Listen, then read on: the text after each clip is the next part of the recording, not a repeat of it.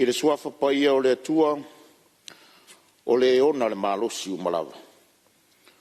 O le alofa e whawawau. Ona o le pule au le lalolangi e iai lea i le atua na oia. E a fio i mea umalawa, ma o le pulenga e whaonga ina tangata anu ma le Palemene o Samoa. I to tonu atua oi na whaasino ina mai tu la fono le atua, o se tofi pa ia tu whaasolo. Lo mātou atua siri e se, mātou te whātangisia i le anganga o le loto maua lalo lau pule whaitotas. Ina ia to tō ifo lau wha unga mana i lunga o le nei Palemene. Whātonu mai oe ina ia tonu ai a mātou whe lafo inga, mo le whaasirisili ina o lou lava vi inga. Ma le soifua lau le lei, o tangata nuu o Samoa. Lo mātou tamae o le langi, ia pa ia lo suafa. Ia o mai lo malo, ia whaia lo finangalo le lalangi pe ona whaia le langi. Ia fua i mai a te mātou le aso nei o mātou mea ai tau mane aso. Ia wha mangalo ia te mātou ia mātou angsa. Pe o i mātou fōu na mātou wha mangalo na e wanga le anga mai a te. Awa fui tei ina i mātou ai le whaososo. A e la vea i a te mātou ai lea. Wai o le mālo mane ma. A toa marvi i ngai whala vaula. Amen.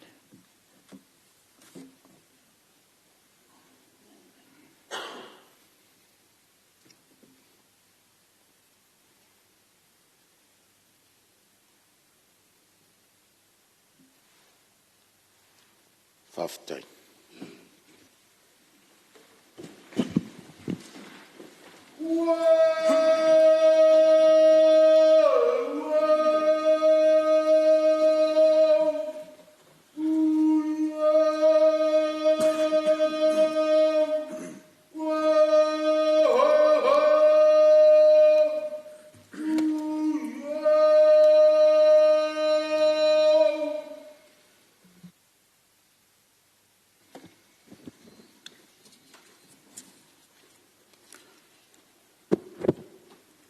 O te whasisi latu wa matalia nei tau numanga al fono au, whai tula fono.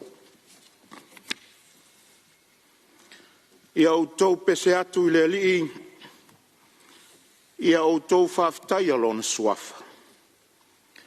Ia o tau talai atu lana whaoratanga i le aso ma le aso. Ia o tau tau atu lona mamalu i nuu ese. Ma ona vavenga i nuu umalawa. E le whaiti tia re whaftai, o le whamanu ma le whanetanga, e ao pea ona fo i atu lo tātou atua. Ona o lana tau singa whaauau ia i tātou i aso uma. O a fua i foi ona tātou whisila whai le malosi fou, ma le ola fou. Ina ua ia toi whawhangu lo utou soifua, ma so mātou wola, i le nei tai au whao popo, o lo tātou vala awina. E ui lava fo i ala e tātou te sāwa wari ai, a e mua pea lo nā lofa. A ua whā tele ngese lo na toa sā. Vi ia le ali, le atua o lanu mga ngana, o le atua fo i o Samoa, ma le nei Palemene. O te whātalo whātu ai le pa ia o le Palemene, le fio mai o lau fionga le taitai o le malo, lau fionga i le li Palemia. Fio foi lau fionga le sui Palemia, le mamalu le kapeneta whapea min sta langolango. I lea talanga atoa, le fio lau fionga le taitai o le ituangai, ma le sui taitai. Fio mai lau fionga le sui fong fitalai, le sui mamalu uma o le Palemene. Mālo soifua manuia ma le langi mamai le nei tai au. Whatalofa atu fo i le afio mai usui mtanga luenga, whalapo tonga tu maoti o le tātou mālo. Ai mai se fo i oniso le mamalu o le atunu, wa awai mai e mori mawina tawarumanga o le nei asu. Mālo le usu, mālo soifua manuia. Samoa i utulanga whalupe lupe ina, i lau sila sila whafonga tāpua i mai. E mai maunga mawalulunga se ia pā ia le tinifu. Samoa nei maso se tafa o le lalolangi. Whatalo fatu lau Palemene le nei tai au. Tāpua i maia ma le manuia. Whatalo fatu fo i tāpua inga na i o tātou uso i se sa. I utulanga whalangia, mālo le folau, mālo le langi mama. Tāpua i maia ma le manuia, whaawawina o le tātou ngā luenga i le nei aso, ia tautai le li. Ia manuia tele usu ngā fono i tū malo uma o le atunu. Manuia fo i le tāpua i maia Samoa.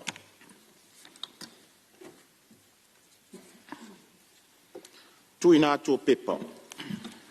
Mua. Pepa le Palemene loa filos fuluono, loa filos fulfitu, numero fas fulfitu.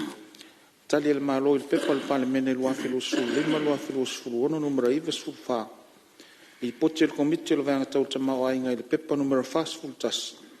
Li poti fanto sanga fa tonga susu anga fa sa inisi Samoa, loa filos fulfa, loa filos fulima. Mane lua, pepa le Palemene loa filos fuluono, loa filos fulfitu, numero fas fulvadu. Li poti faltau sanga pulenga Samoa mo tangata fau mai moa.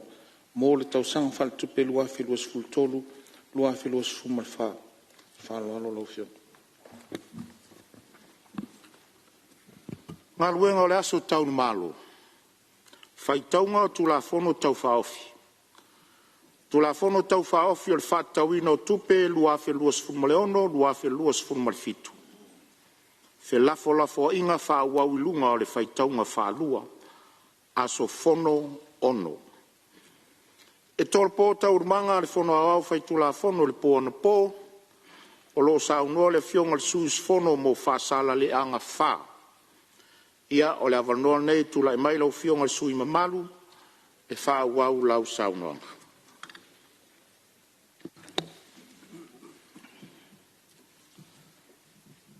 Mua lava o mamoli le nganga whaatai. Lau fionga le fonga le fono. Moli nei fu ia avanoa o atoe maua e le toe ina nei, whaawa o tuaisi.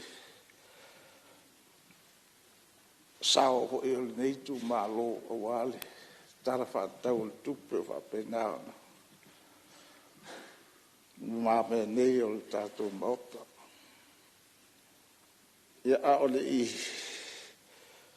o atu se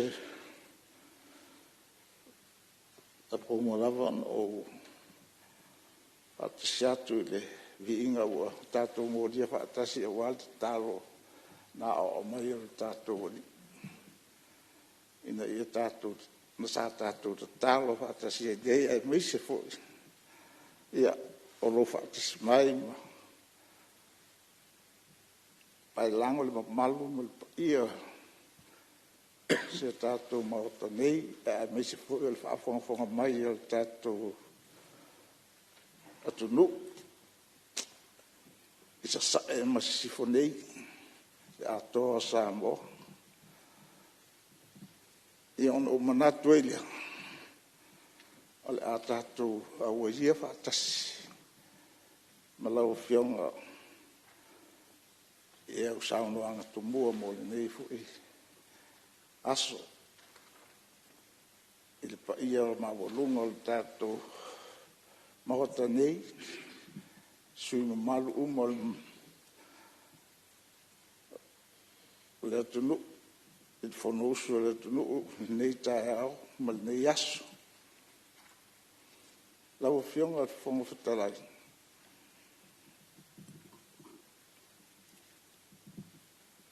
O te manatu fo ele to umisi manatu a o te fia pai atu isi utu malo se vai ane pa ia le Palemene nei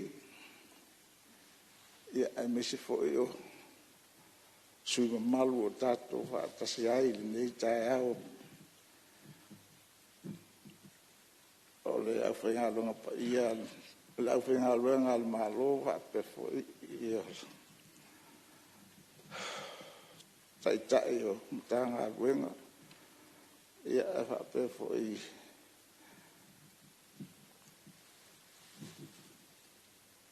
Ranga uma o tātou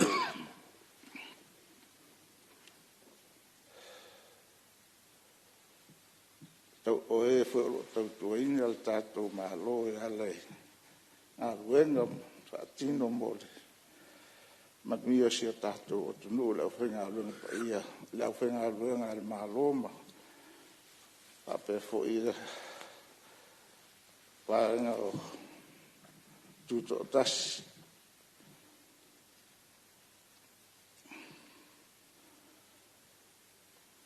ia o te fia pa ia tu le whaafonga mai e se utu malo pele o whaasa leanga numere wha o malu lawa lea i le ainga taulangi poto le fio lau fio ngasuka ma tu ainga sa suka o e lau fionga tofa ma la ainga sa tu wha lau sunga le maupu lau sunga suka alo pafusuanga pe fo i usoli ia alo seringa tātou whainga ma le wha fitu ia pe fo i saruri anga pa ia la valea wa fo i le fio to le form wa pafusuanga Walta yo sengi matu fitalai o el poul fatfunga ia mise foi lin pa ela fon la fitalai ngale u pule le u ia le pale lu ia male ngo salbu yang ia fa be foi la fio le maulunga o noli al fang ia va pe foi la tangata matu lo tu fa el ia fale ang ali fa pe foi di no salmu yang pa ia na o si tu malo ia fa pa ia tu tapo inga fa te la wa o tatu tu malo ia ole ainga la vatas ainga taulang e tiri ainga si tatu tu malo na altas lava ia o te manatu ai e fa te tiri la tu tapo inga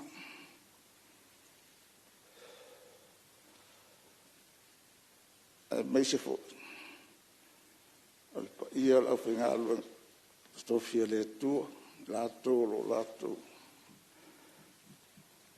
uno no fa no manu wase manduia si tatu tu valo e ai tenga fo ide tu no ato pa malo fa ftai e fa per fo on fa ya tu de sao ma volum fal tu ma tausi e mes ko malo si tatu tu malo pa malo ta poi ia ale fa alina fo ia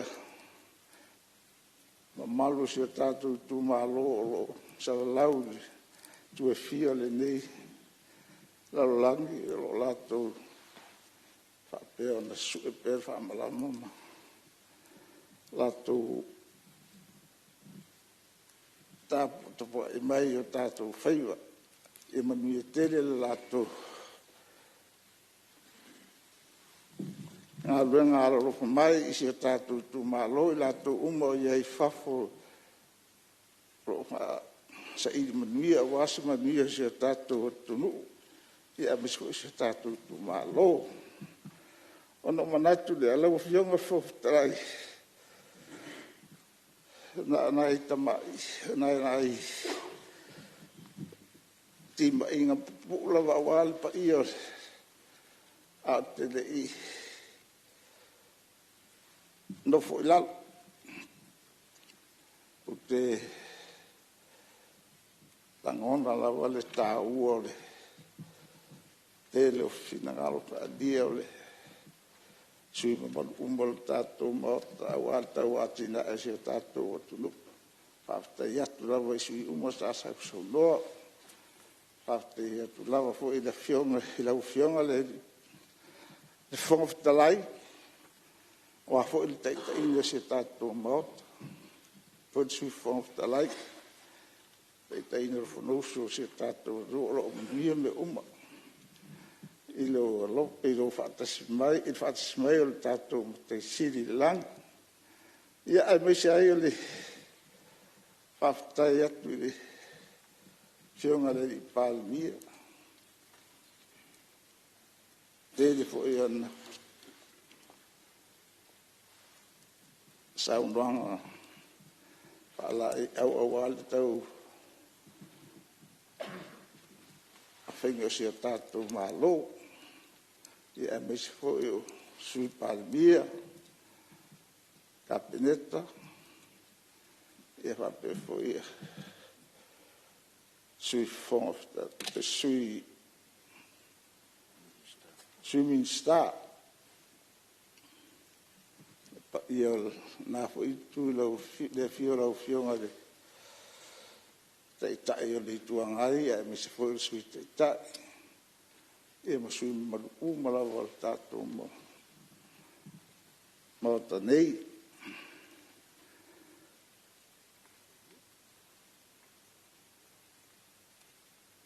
lau fio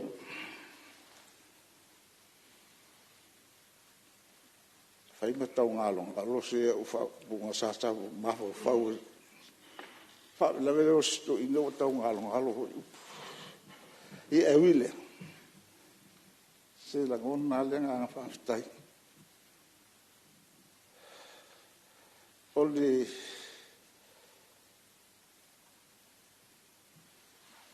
tu langa le pe ona sauno e tato ta so tanga tato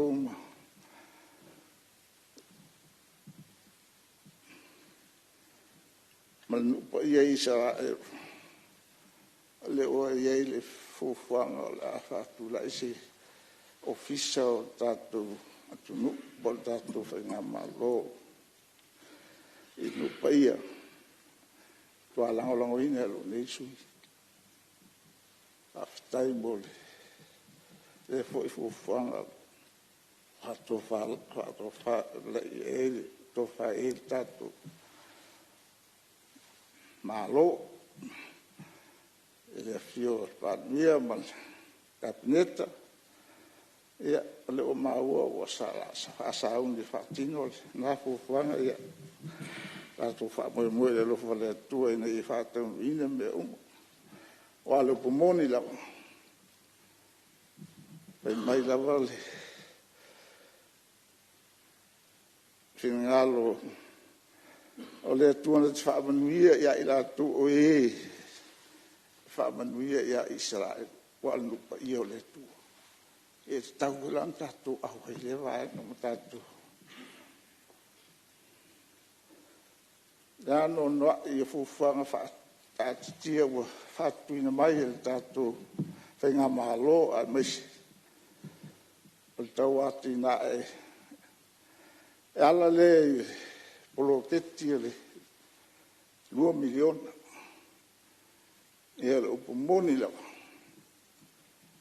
ese il tau nei fa moi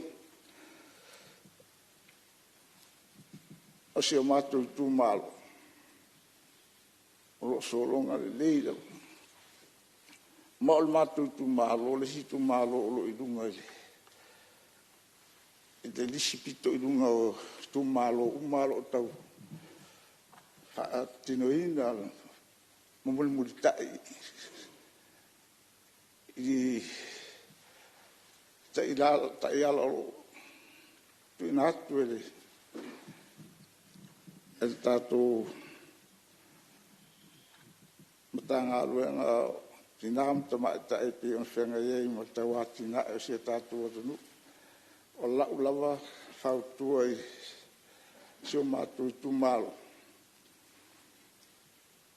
tātou ngālu gue whaatasi mo se manuia se tātou tu malo ia tātou tau whaipe alawa e awande whai o tātou ai tau muri ma whaatino uma tātou fuafuanga ma ia li poti uma ma su ina tusi ma ave ina ia pape na on so longa le lei ma ia manui ai si o tātou tu malo tangata uma o tari tonu lau a tātou ngā lulue whaatasi le whaatino ina ia manuia si o tātou o la manuia le tātou atu nei te hui tala nisi whape ama a o loo lava tangata tari tonu lava o le lumana i leo nai tātou tangata umalo tu malo umalo pe a fai tātou te ngā rurue whaatasi whaatino ma muli i whenga whaalae po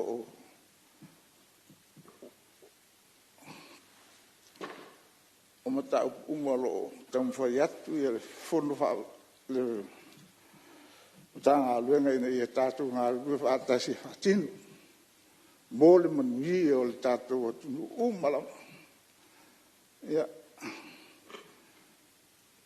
o lau o talanga le si o te le tae e nisi utu malo o ye inti whaafita udi man se se asi o matu utu malo ia o whaapena on so longa leia o tinonga le rumbo ia o tātou maota mea misera o fionga fongta lai o lei si o matu tu malo il mato fono whaavai o lo muri tai la vai fufonga e on fa tonu ina atu ai ele siongare mi sta ia man tanga luenga tau fionga fongta lai ana pau ia nai manatu ma ho fauina no mo diatu lumol pa ia o tato la fionga mal malo tato o te fono nei ia ia nisi manatu sa tau ma ho fau ia ona o ia ona o tau inatu i lau fionga o teri ngalong alo mesto i au fasima tua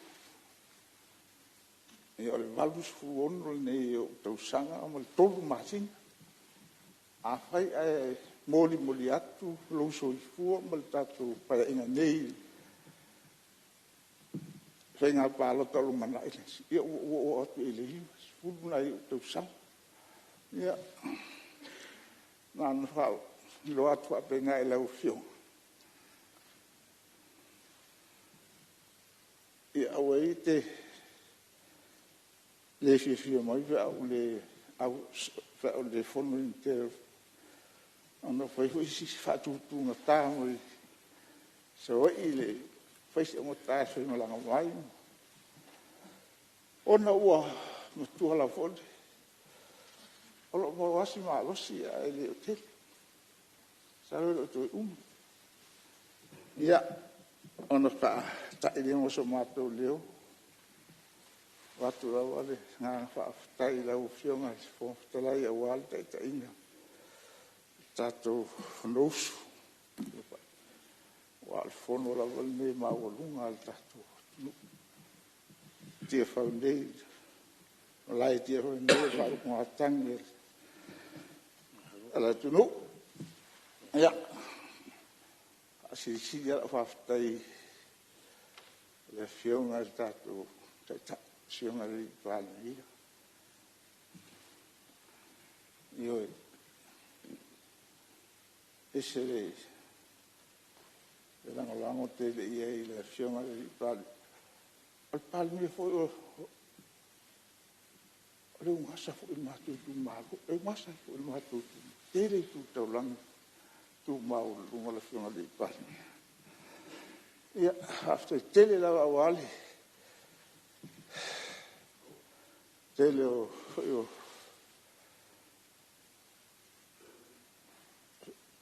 tūle li umaro tamu whai awase mani al tātou. Le whai au tātou ngota nei, i al talo lawa to ina nei, i tātou maua le ngāna ngā lua whaatasi. Maua tātou ngofu alwhani. Ona manu ia leo si tātou o tunu. Iro tātou ngā lua whaatasi. Ai a tātou te furi tua. Ia o te tonu a le maua se manu ia. Ia ver tātou pai inga nei o le a whapena mau e se nofo le lei o se tātou o tunu ile te usoro mua le ia i tātou.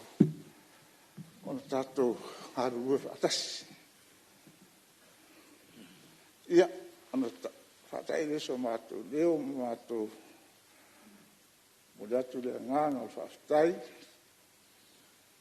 Te isfo i rau whai ngā luenga al tātou mālo i oma tātou umar o anua o ase manuia se tātou o tunu tātou o tū lava tua i eile tātou matunu i tō āruanga whaatinu i mo pero tū soi fua la lei maual tō āru rue male wha mahaoni e tō auna matautua i mālo taimi nei, a whai fu e inisi o le whiwhia. Ia au, tau whai, au a tātou le ngā rue, ma le wha maoni tau tua tātou mālo, ma le tātou o le ale tūlanga, tūlanga manuia le tātou atunu. Ia o le mātou tala walea, lau whionga al whonga whatalai, ia manuia tere lau whionga, ma le aso le tātou, tāpua e me fui se tātou o tunu, se sae ma se sifo, ia o lātu iesto ina le lofa ma le anga leo le tua, so fua. Ua longo I, longo alo, o longo whaavatu I fōin mōta nei. O longo I tino matangi li lei, I le tō whāsina sina.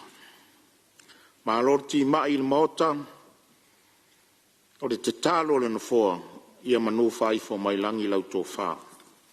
Ia sanga tului le tua lo malosi whawhawina, lo fionga de minsta langolango mtanga luenga o ele mfua ngā whanua, al sui mamalu whasale le anga whā. Whaftai mo lo sao tā ua, Ia lo whangia le tua lo soifua, se tasi o sui matua tu loulinga ngana o le maota le nei, whaftai tele mo au whamanuianga le maota, sui mamalu o le Palemene, Ia ai au le au whai ngā luenga le malo, whaftai mo lo sao le tala whaptau o le tupe. Ia o lo mo pele avanoa mo seisi sui e fia sao noe manatu foi ele o toe tele sui mamalu o le maota, tu sao le tala whaptau o le tupe le nei.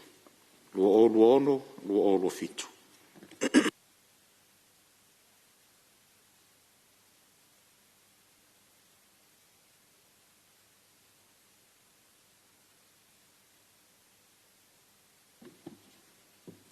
Ia, pe atu sa whamaumaunga no foa, Ia e whoringa mai toi o le taitai whono o le komiti.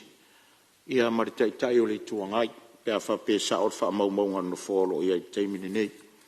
Ia, o le avanol nei masalo le tai fono o komite tupe maua matupitong ia e whai o ia i saunuanga o le mautai le aso au wha ngā soro tatu tauruanga marenga ngā whaloaro.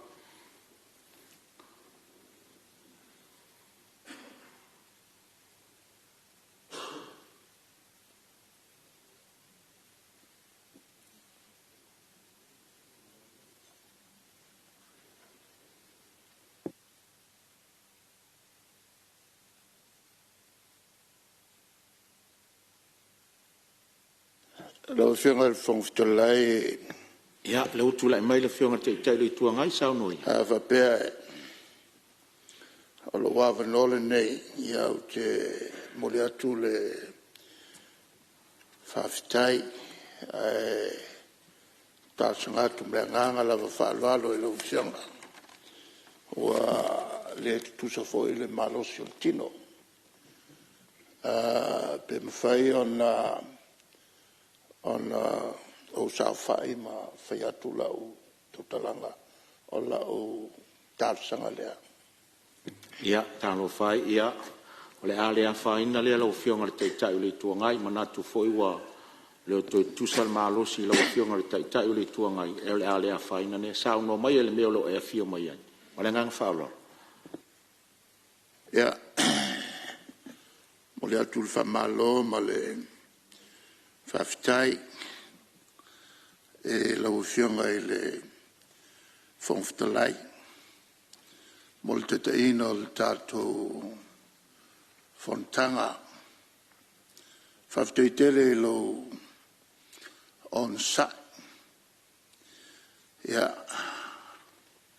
a mezol tu wawanoa, sui sfono, malo le tautua malo, whaftai fo i le tālsanga na e sitia, e le tātou mtaisili le langi. Moana whamanuianga mai le tātou mautani, o taitai ia le atunu, ina ia taitai mailo tu soisfua, tātou wola, whawawaia tātou ngā ruenga, e tonu le mautala nei o le Palemene, o le whanausu o Samoa. O te whamalofo i le fionga i le li Palemia, e whapefo i lau kapeneta,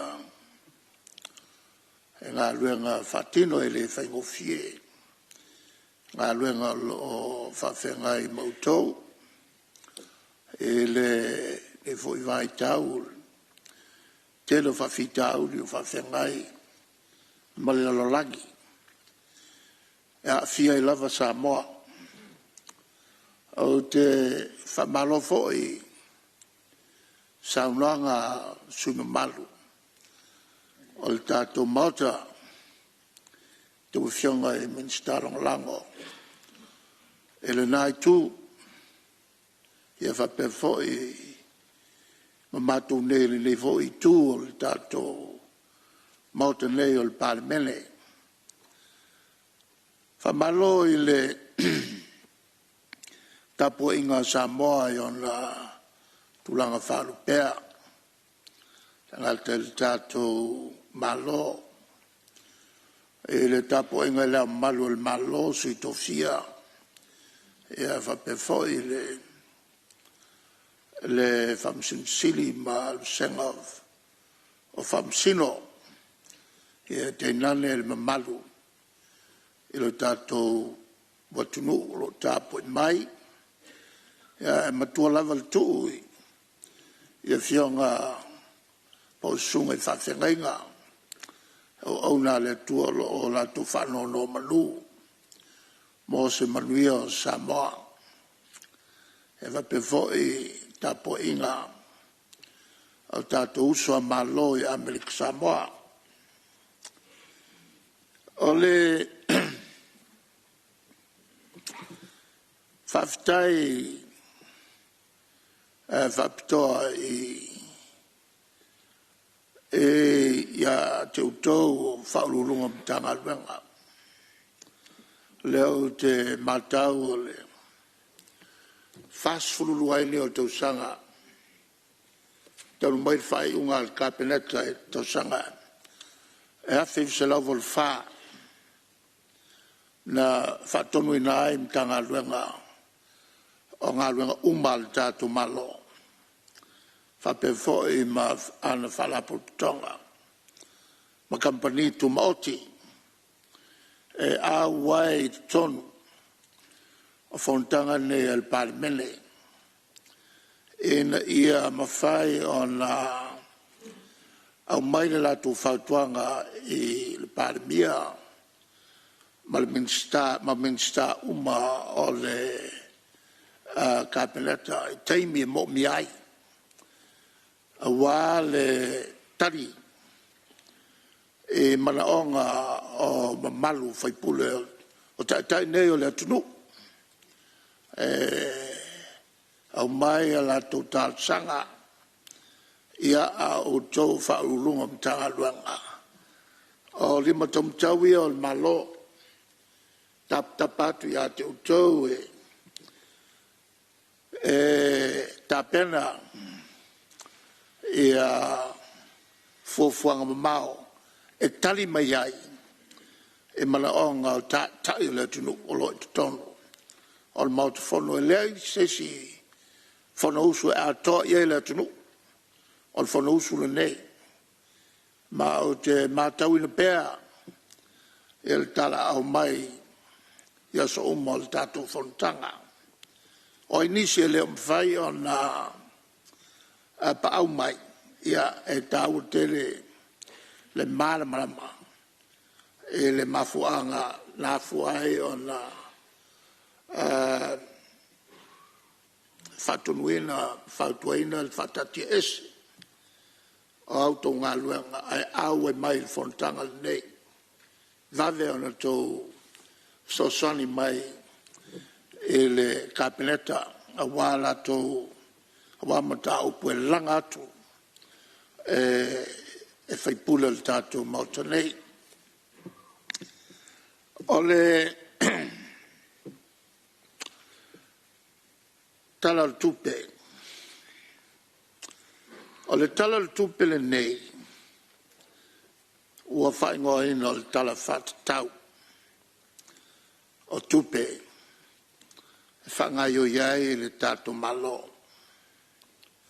o iai uma ia fuafuanga whatever o ngā ruru iai Palemia ma minsta whapefo i o tau o leo whai ngā ruenga al malo wharurunga mtanga ruenga lono winga e mwhai o na whapea ua lava taoso le te pena ina o le tala autu o le tupe mai te tau na pasia aisea e wa voi o le tala le tupe al malo o lo fulisia iai le maota o le Palemene ma te tau lava o na pasia o le whaapopo atua mātou nei i le tuangai o le tuto e titi na o na whaatupu manatu ma avatu foi le whautuanga inisi o mata upu e ono le tau nuuai i le atotoa le whatinonga o le o ngā ruenga wa umo o na whatatau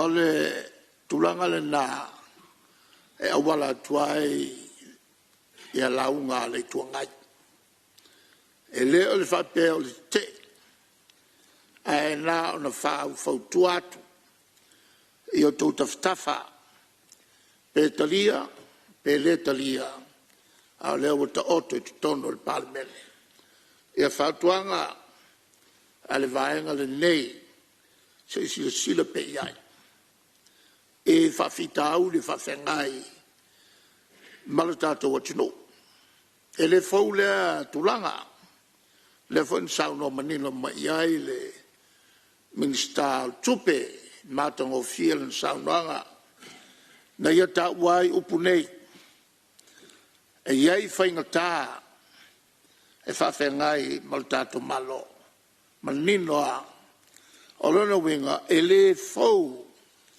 il whawhongwhonga ale minsta o le tupe ia whapena fo e utou ia whapena fo i au whengaru ngal malo i whawhitauri e whawhengai mai tātou o le mele o a whaina o mai i atunu uma o le langi e mai rua mata upu sa ta ua i le launga mua o le taua o whanga solo nei male lona lua o le whatinonga o ngā luenga e ono le alto toa le whatinonga ona e iei fo i whawhitauri e tangata whainga luenga e ono le alto toa ia taupu e le fau le nsauno ia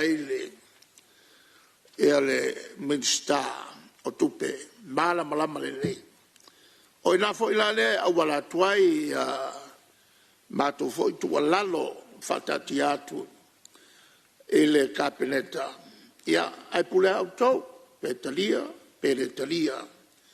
ai angoto le tatu sa ia ele fai joina tatu uma ai sa wa opuye la fo mai el tatu tunu oi o le atupu whawela le a wheo tōna whanawhai o tau le tuangai e tau whain whaisto sao a vel whautuanga a le talia poli le talia le whautuanga la whautu o le pule na o nai na o le tulanga a toa lea e afuai o na avatu le matou upu o le tualalo petalia pele ai o nai na le utu a le whaimea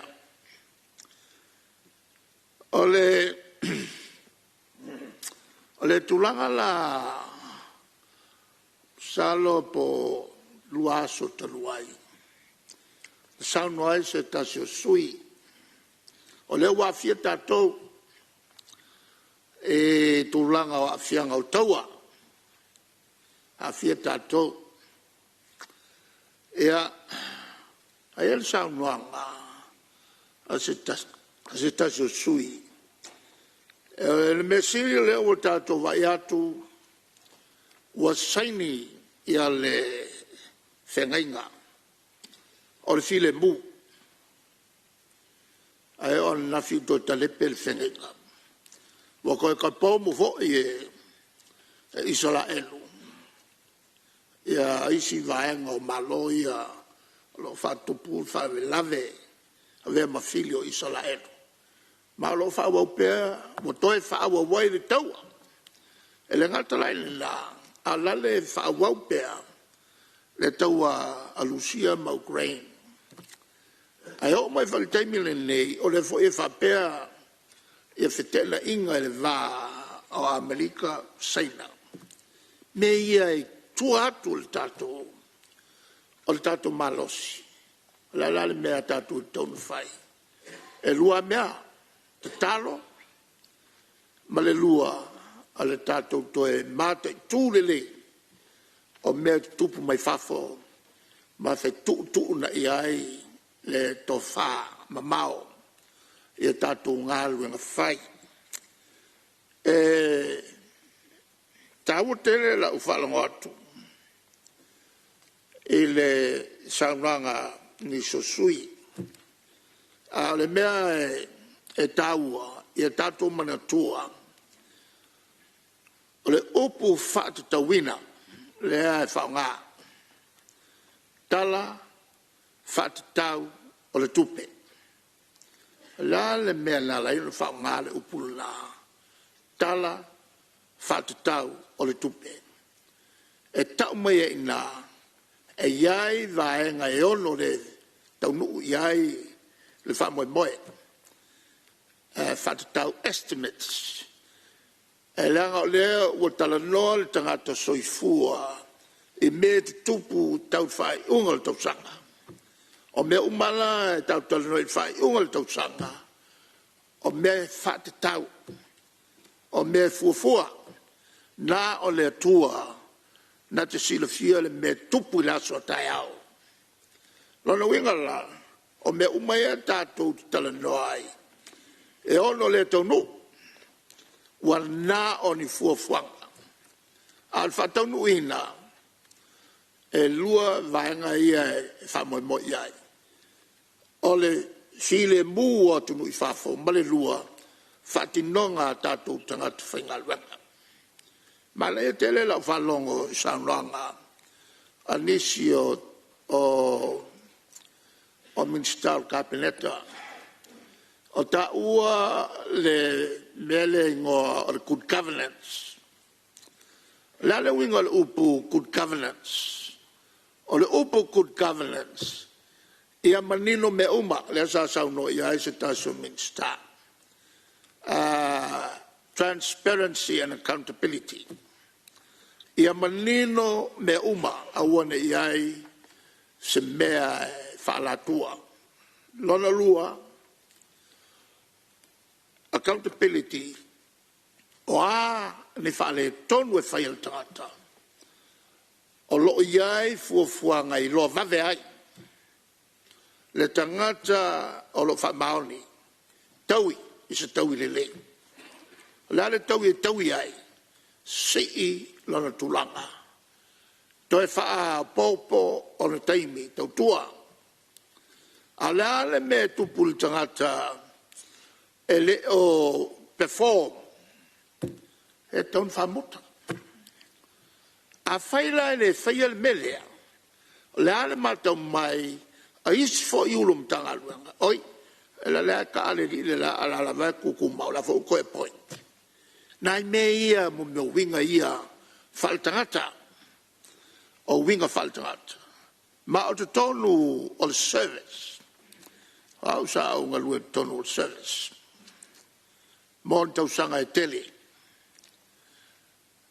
E iloa uma e whaururunga o public servants. E iloa uma e public servant me whale tonu a so o se whaururunga o tangaluanga. E tala no ai, fe telefonia, o lala le me whai.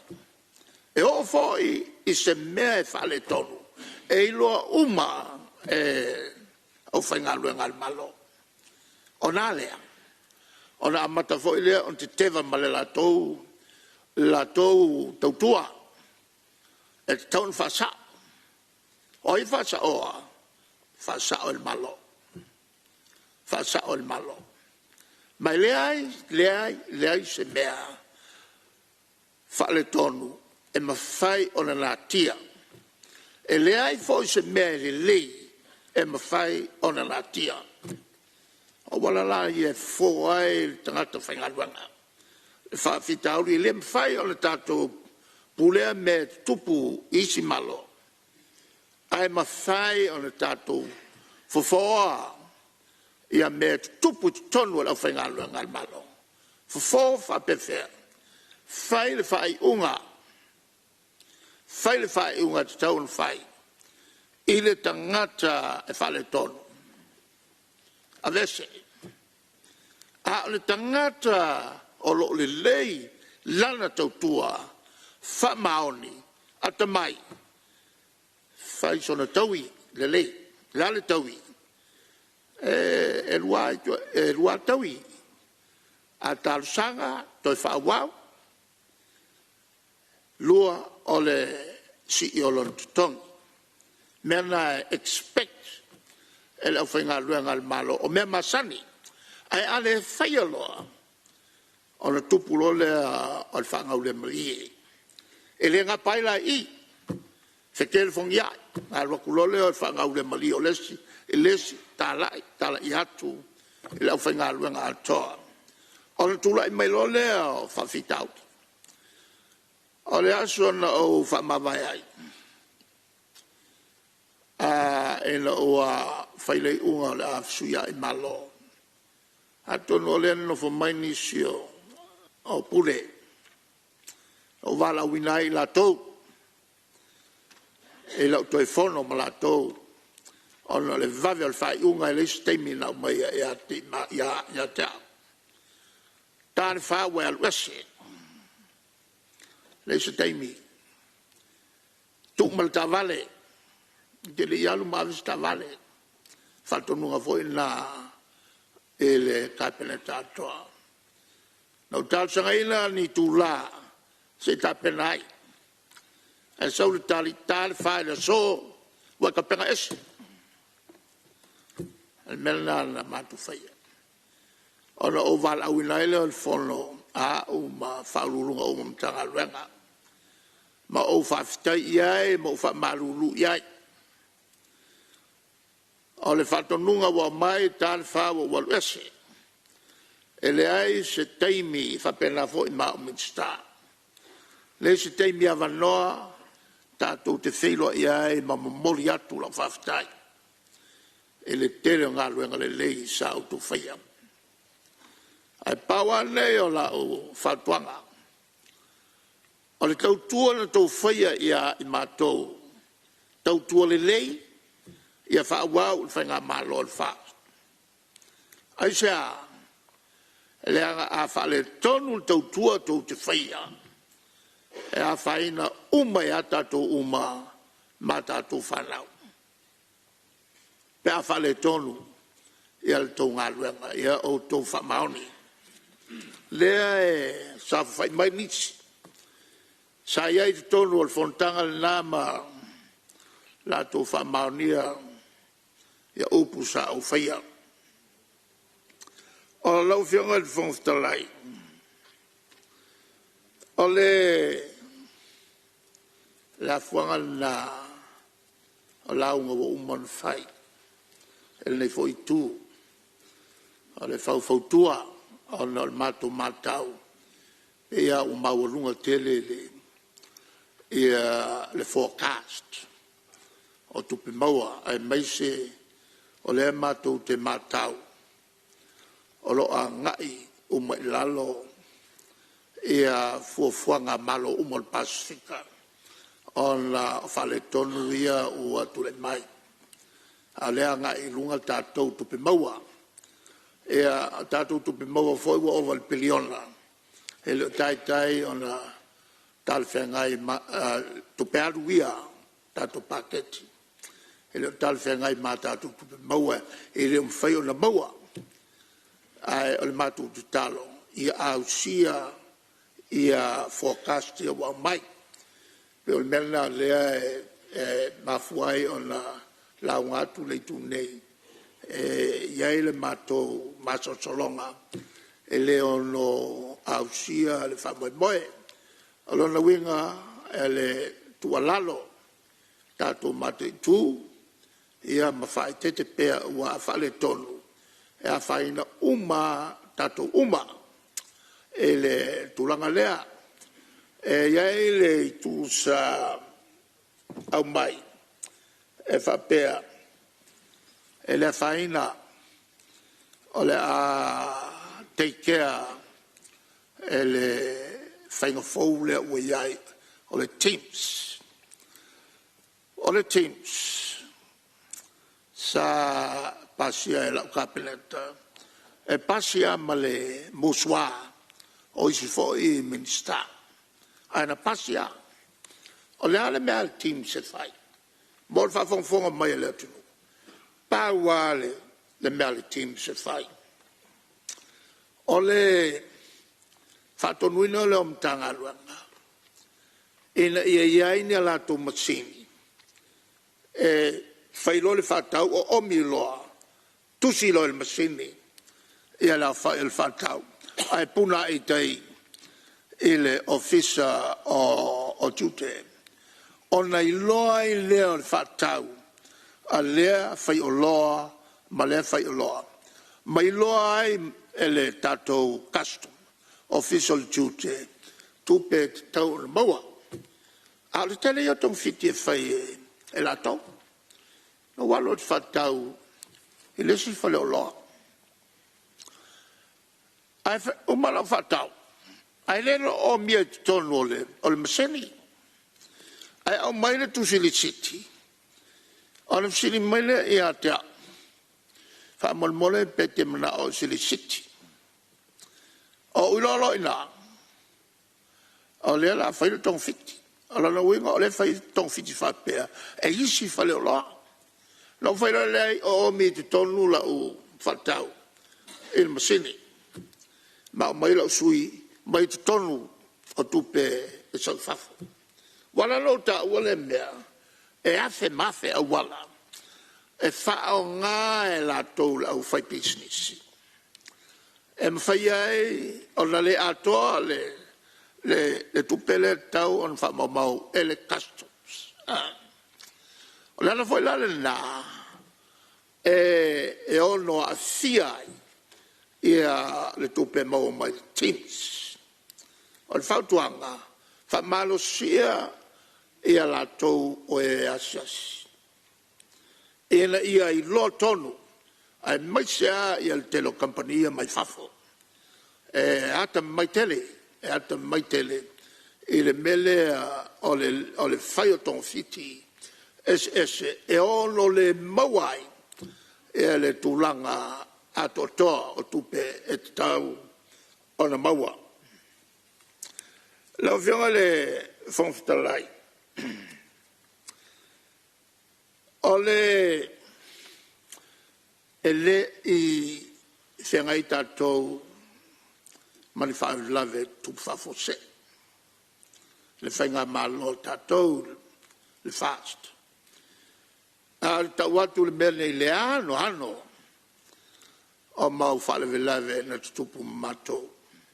Nai si le fia. E le umi o na sasa la tunu. E le ofa. Na matua whaina ai la tunu atoa. Sfultasi masina. Ai to e oso mai. Ia le whalo na lua. La le mena le na matua whaleanga atoa. Ia tātou il tatu va matua mfatoanga kele meng faleanga elenga telena ko oso mai lesi o le len ko lu fa ai fa u ele tsunami to limas fulu tangata o lo tu malo no fioti ai ele tsunami ele matua tu e vai ia fioanga i tua. Kau kia le mea le matu ai ai. Ia, al tasi le nā ngā luanga tele sa whai el tātou malo. O le whai o awala ia e o i uta ia tātou nu. A mata no foia no whanga mau lunga. Ma mau ese mai maranga te fale tasi na awalan faye na ai na mata mayale por clamelea o walanga lue el tausanga e afisa la waluiva a mata ele afionga le fale asi al watu ai tai tau yuta so te ia ele oni awala fale tono metua fata la mtanga la o le whata o walanga lue. O no lave whafose i e whaingofi ai. O na o tātou tangata iuta. Mana nofo ai lunga whatoanga. O le tasi le nā o ngā tele. O le tātou polkalame. Le ana whaina o mai ai tāwale afsi. Sui ato ai. Mai tua wala. Te mina o whangwhitalai. Ia le whionga e te tai o malo. Sa mai whafo. Ma no nofo fatasi. Ma whawhengai mai lato. Lau kilo aku i. E o mai i le sa vali te te. Hau kilo aku ka. E loa kua e le kea mai male waki. Ia le sa vali te te o tangata. E awane i te tala ina le tula fono. Aina whaia. Ona o tali tonunga o le malo le teimi lea. E le ona sui a wala. Sui le tu le wala fio iai. Ina ia mawhai ai ona au mai ta walafi. Mai Australia ma New Zealand. Ese me tu ai ia fauri. Lea la ua mawhai ona mawai. A wala tangata toi whatama wala. Whaingo fiai ono Utah. Sa mana no foi le tu la ma le fionga e Palemene. Ma tilo le ano te o tangata. A o fonga fitalai.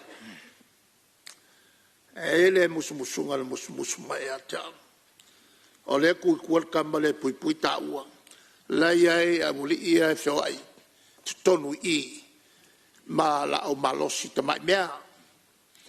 E ono ta whana mai e taua. Ma no fo male le fionga il Palemene fa foi o. Ma mata i luitau e fa fengai. Ma so se tai o le malo. Na vela o fa salonga. O ke le o te manatu. Ina ua fisilingia. E te le fefe. Na vela o tali. Te le fefe. Me fa pea. Ua fa fia o na longo maia o leo. O lau tali. A faia o te se e pau fa. E tu sa ai mal finangalo le atua. E le teimi na fausia ia. O le pau fa e te oti ai. O le pau fa i lava o te oti ai. O le mele o te le poli li mea fai mea tangata i ata. O fa fitau li foi na. E le tomateo le fa fengai mal Palemene. O wa tatou uma e lea mata tai o mene o malo. E iai pea fa fitau di. E fa fengai i matatou. Matou iai i nei mea uma sa fai. I o le valele. Fa fitai ato i ina o to famai. E tia sa. Fionga ia vai. Fionga ia to filau. Le fionga ia polte lao. Le fionga ia non ci foi polte vao. Le sa leo. La to umana sa mato fai tonu. Fata oto uma meia. Mo le manuia lautele o Samoa. E o mai e le afeng salavo luiva. E to oso le tsunami. Ai walongo maia. Taluai ona ua tulai mai le tamau ainga o le malo stulanga maulunga. O le ave ese ia Samoa mai le lisi o atu nuu matitiva, least developed countries. Taluai ua maulunga tele tu be maua ale atu nuu weiai. O le valuiva na longo maiaia. O le a el tatou ofisa o hai komisi po o le ampasa i New York. Ai tupulon whanlave leo le tsunami. Ona to tau mo fai leo le malo. Ona. E iei whamanuanga e maua mai e Samoa. Pe atu mau pe tatou i le lisi o tangat o atu nuu matitiva. Ona to e aveile le tatou al tatou ampasa al mtaupu. Ua mtua setback ia le malo Samoa. E ova ele fa se lau miliona tala. Po le 5 se lau miliona tala. Presidia tu foi. Le afaina o le whaaleangaina o a seta o a wala fale. Whapea foi ma le vaumatua e le tsunami. Na tali ai e le malo o fatasi. Il tal sanga mato tu wai tatou i luma mai i le aso mo mua i anuali lua afe sulfa a le vai tai mitonu lea na fai e fo e tātou whai unga ia o le swinga lea o Tawaleafi. E na ia fsosani te mau ainga o Samoa. Sui ai ma le swinga o laso. E na ia fsosani fi malanga ina o tātou tangata mō whavelave tupu New Zealand. O le ese aso. Le lau mafuai on tātou se maia le leina le vavai ai atu o la lang ia laso tu I taftafa o I talatu o ale pata ele vao ale pata ma Amerika Samoa le lana le fatoa ese mai ai ele to ia aso o tutuila ma tatou aso ona o tatou suia atoa le leina fatulanga ai ia tula maso ile lalolangi ale lalolangi ai mafai ona suia tatou la mele utupu wale toi fai u le lalolangi mangoto le la Samoa pe ona tumutumu mai ai turisi ile fai unga o le millennium mataluai ma nofo mtafanga I oi le no tupito o savai ina ia poe le toe la ngoto o Samoa. Wakako fiu le mele o le tunu e mulinga uma ia me uma. Muli ia le tulau le aso mulinga ia news o la langi. Se ima ia tātou le leina tu le vā o tātou ma Amerika Samoa le mele wa iai. Wa mua Samoa e oso I le la. Ona fatoa ta milo toile New Zealand. Ai ngoto e Amerika Samoa. Lala mele uiai. Wa Samoa I se sae tātou. Ai Samoa I se sifo ia tutuila. E Samoa. E tātou ia le la. I le tae ao. Ai ngoto e le fiafi tutuila. O tutuila la le pito mai le linga. O le tunu lea e pik e mulinga I mea uma. A le ua mua tātou mea uma. O suinga tele na sa tātou whaia. O le vai tau foi lea. Na sui ai male tūlanga al whamama venga. E le ngata I le langa ina o tātou I tonga. Toi whale lei. Al whamama venga mo tātou tangata. Mea ia sa whai ina na teimi. E mo meo o mesa ngalulu iai to ina o le tato malo o to fa mai tia lau fionga le fonftalai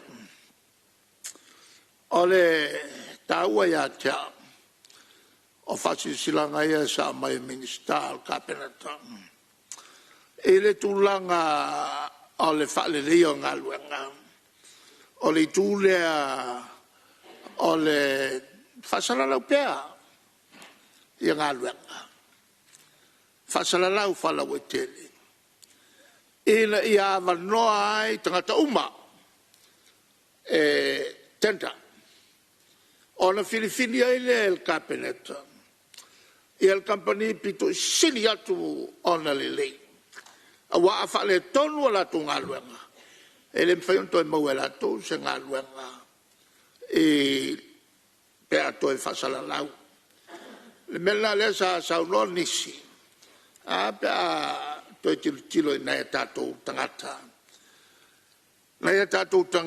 lo iai ala to masini anga e lau talanoa ngaluenga lea e fai mai tua si umo fai si leva ai le tulanga na se tu lalo fa pena foi tra te fenga luanga al tato malo au tu al fai mele lei o anga na e tu le mai sa luanga le sa no mai fa malo al sa luanga al minister le sa no mai ai e le tau al mele al transparency and accountability mai o te matua lango e sa luanga al minister a fai le mele la o toe fa fo ile la o lango leo tato fa longo o tele tangata ua whamawai mai la tunga luanga. Ai a so e mafuanga, e so ea e mawane i pulanga ia, ia i whangaule malie. Mai e leo se mea matanga o fie, e le matau mai whafo, ia mara tātou atunu, le tu ua e tātou tangata o ina, o whanau na alu e tupel malo, e le whaaskola sipi, foi mai o mawalunga le latu wa o ina, mawalunga le whaamaoni, e lua mea e tāua. O le o ina, ma le whaamaoni. E iei foi tangata o ina, ai makua kumu le whaamaoni, tāua tere le tu lea. Tangata o ina, ma le tangata e whaamaoni. Mena tāua tere, ma o te whaamalo i le sui sa loa, e una iai le tūlanga lea. I la au whalongo i saunanga. E se le matautia o le niso saunanga. A mesa le saunanga le tātou sui whaipule mai o i palauri prea palauri numero tolu ea. I sui o ngā te vai. Sa au whalongo le rei, e saunanga. Tasi lea saunanga, tāua tele tono le motala nei.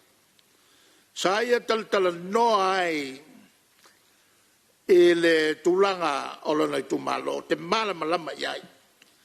E le mele o le whaunga ina, o mo meo vaila au ona, o le leanga i o le melea. Am whai o na taofi o tau, e le malo o le melea, tau tele. Ia awai nei, ia taofi ai, ia le vaila au ona, ma ngoto le ele. Ma ngai atua il samitasi le mea, wa whai nai ia vai o lo tātou whainuai.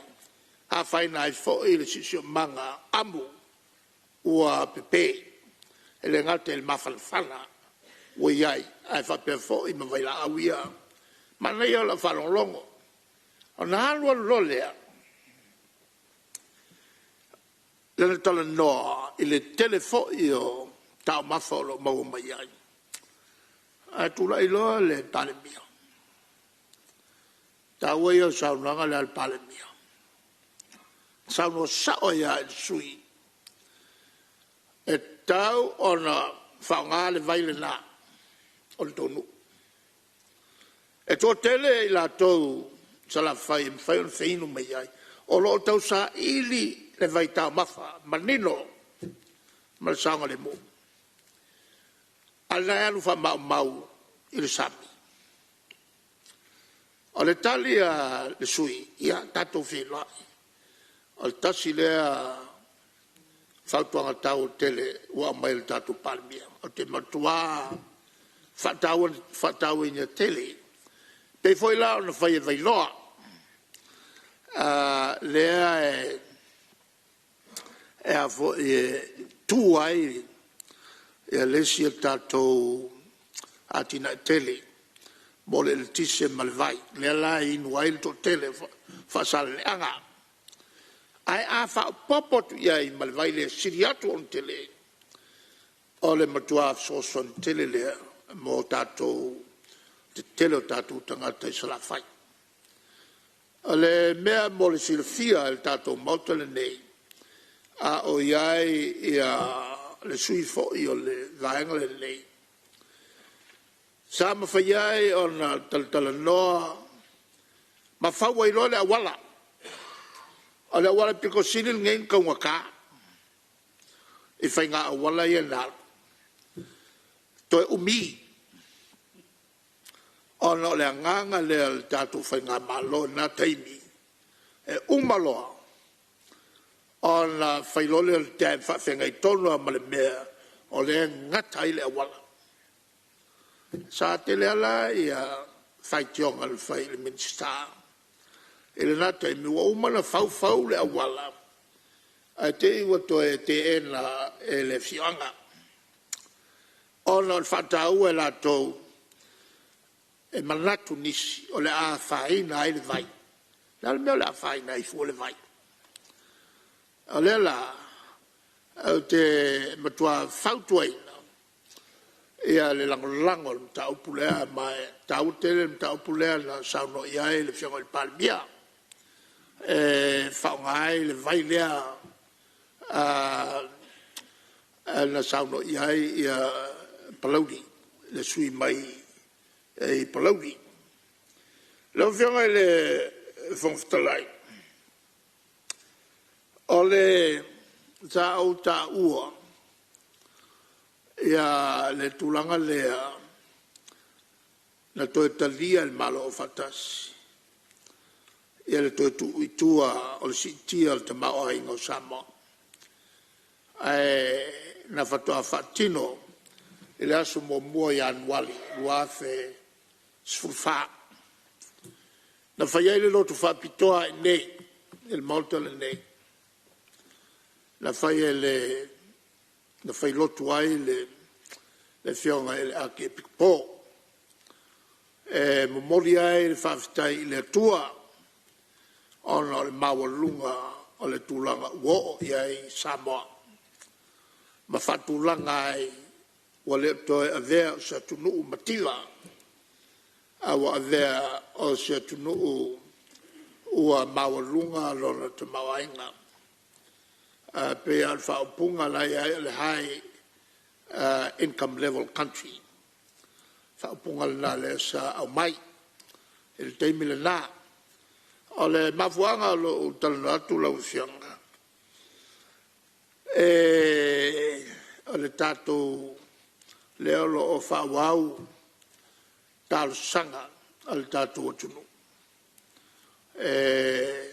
amata me ai le fono o e kale si so fatasi ta o tele il fa wau tal sanga ia il tato te siri ia soso ni mai il tato watunu ma fa malu pe na alofa ina ia wana io mai se mala ia Samoa la fiona le fonftalai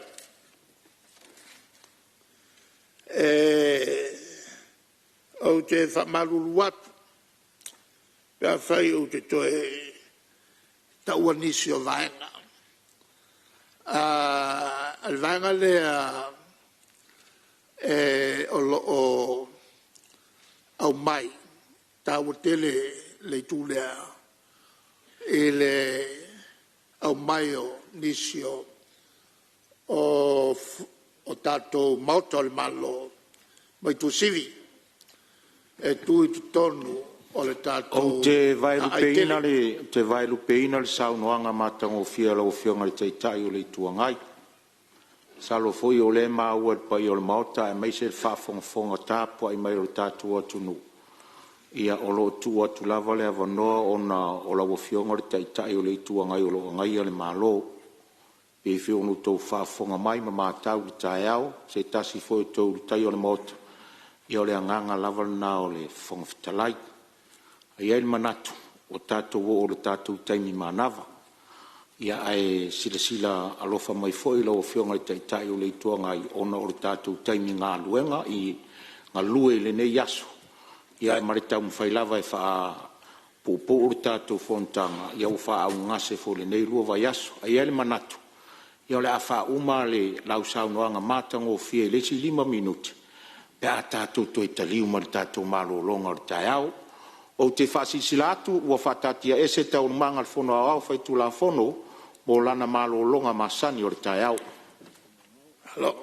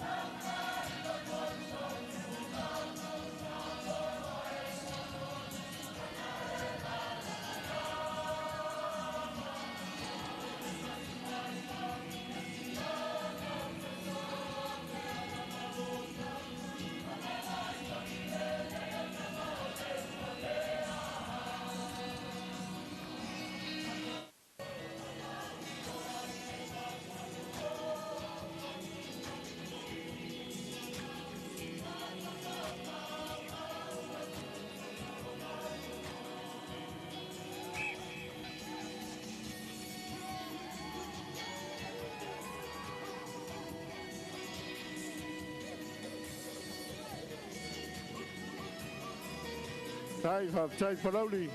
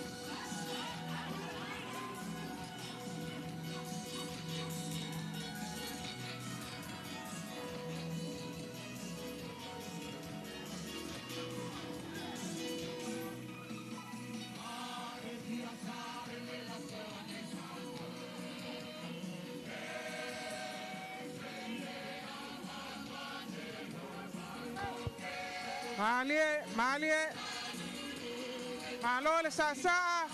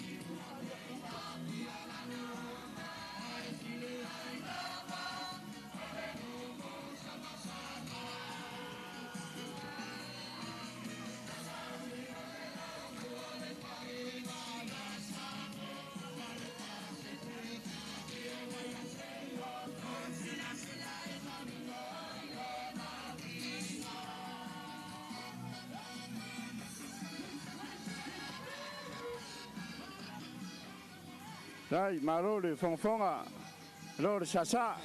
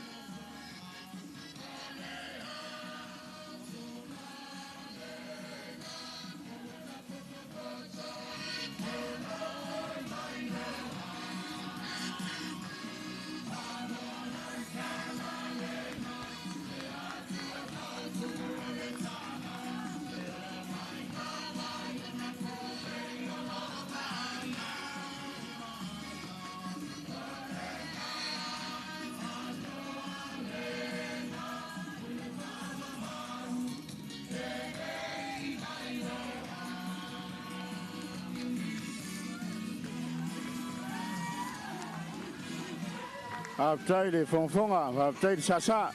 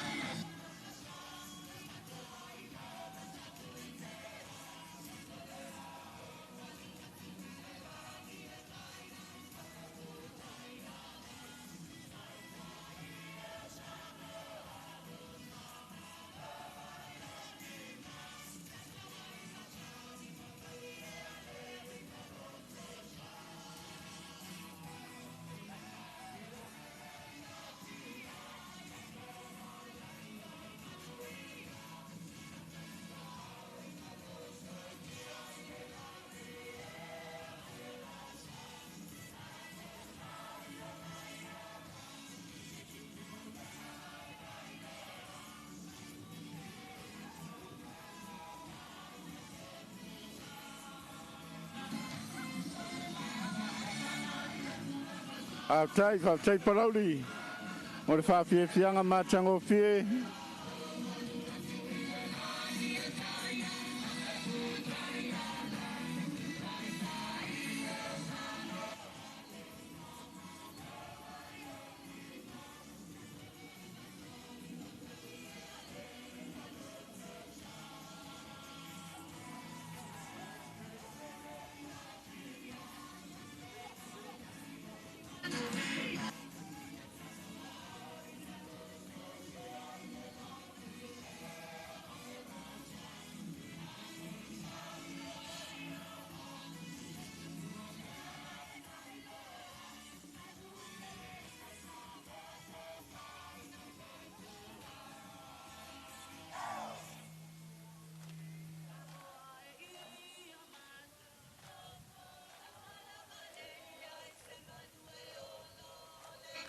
Alo whamchai palauri. Ia o le wanga mai. Whansina msalelo mai awa palauri le lato tau alunga.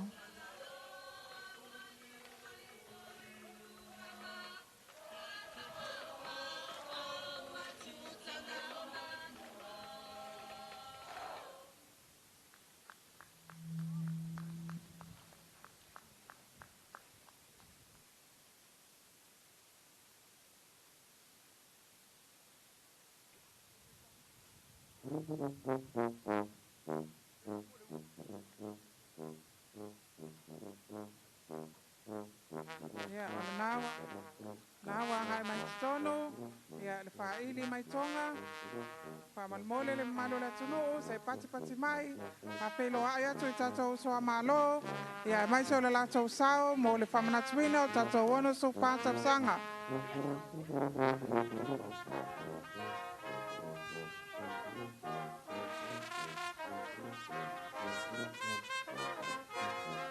Malo lelei, tamasi mai tonga.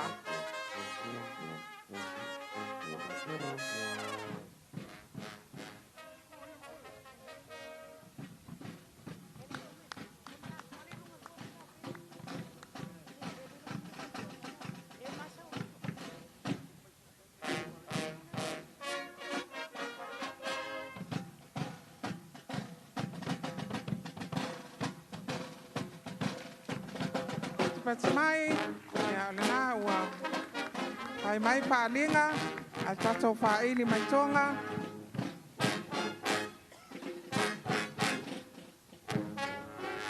Ngata ngopie, ya le tui po isa mata, ya ili papipianga le whaili mai tonga.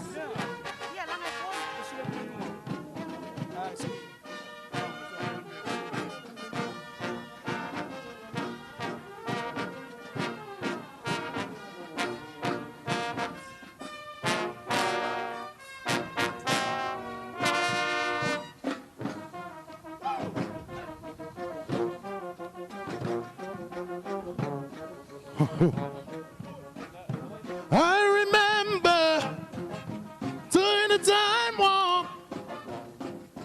Let's do the time warp again. Let's do the time warp again, boys. Now jump to the left. Then a step to the right. Put your hand on your hips. Then bring it inside. But it's a pelvic bronze. All right. They're really trying Let's to hear it for Tom Police Band. Let's do the time warp again. Let's do the time warp again. Bring it, bass. Come on. Samoa Watasi. Moseta Matanga Fo. Samoa Watasi. Mosea Matanga Fo. I say 1, 2. I say 1, 2, 3. Hit it. Come on. Come on. All right. Hit me one more time. has gone, hands here. There's nothing else for me to fear. Shake her hands, come over here, now scream. United for New Samoa. Come on. Say, come on, come on, come on, come on. Come on, come on, come on, come on. Come on, come on, come on, come on. Hit it. Come on, come on, come on, come on. Come on, come on, come on, come on. Come on, come on, come on, come on, baby. Bring your trumpet.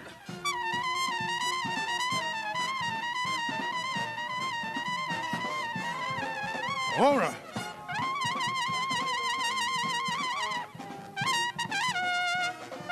Now sing with me. Let me entertain you. All right. Now let me entertain you. Oh yeah.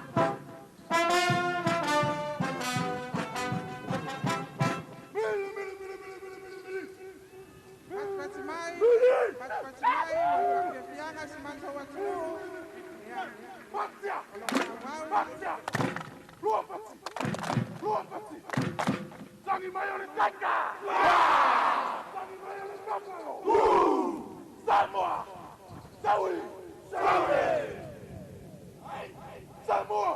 Samoa! Awalea! Awe! Isa! Awe!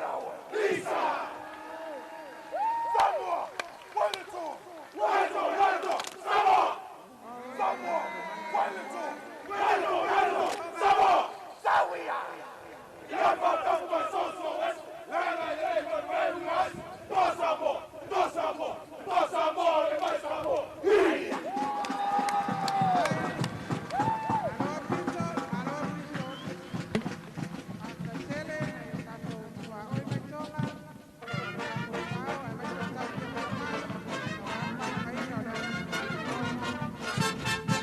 Tuna mel matata siwala kala polfif ya mawala pang fapela sa paul fala na lavaltala o solo fifi le musica o shaki malvaena DJ V and the tama yo sepes sivala ona sao ile fifi mawasa wo sao e vai le ato malpo sao ile fifi mawasa wo sao e vai le ato malpo.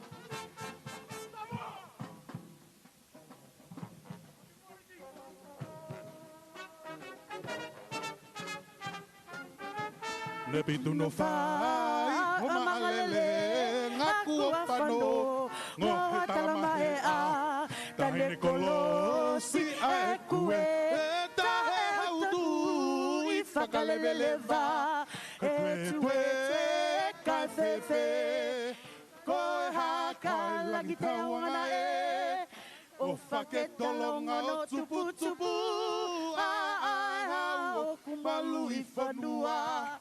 O faketolonga o tupu ai hau o kumalu I fonua.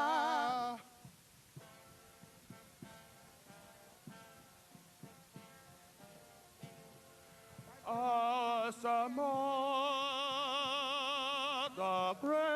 saddest place of all. She's green and blue, lush with beauty, hearts of pure as gold.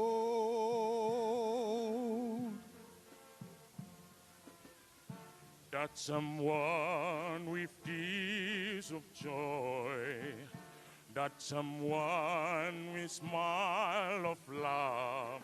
Oh, what happy feelings from such happy people. Who saw Samoa, Panau Maila. Who saw Samoa, mano mano ile ubenga. We are Samoa.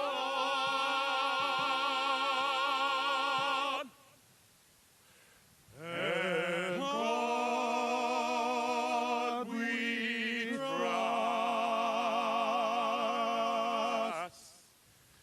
Indeed.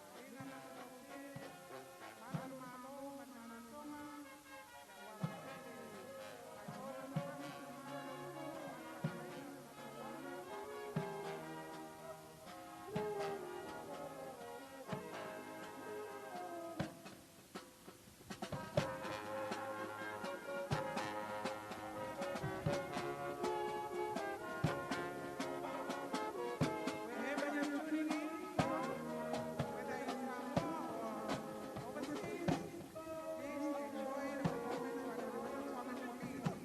And for our Samoan spectators, please know that our police band Fonotaga will also be performing tonight in front of the Capitol building. So please do check the show by the Fonotaga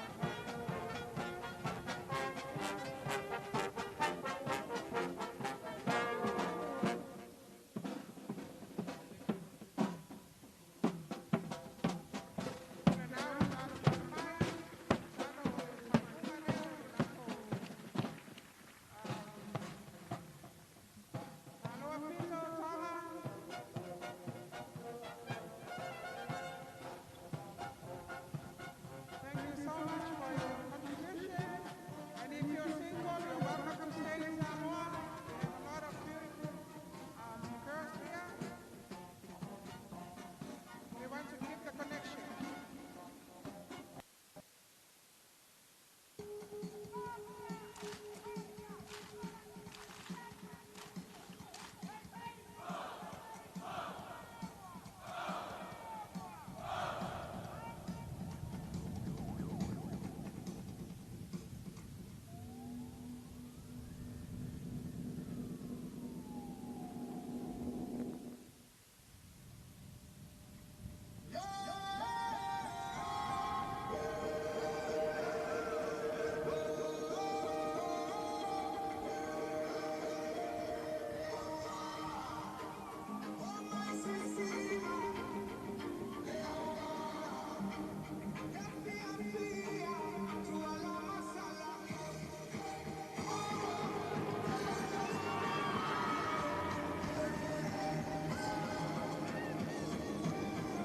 Patimai le malo la menua, matango fie, pasesianga kuala masala le nawa ai mai kuala malai, matango fie le soninga, naya tele soninga, lale le atiri ai ai siva.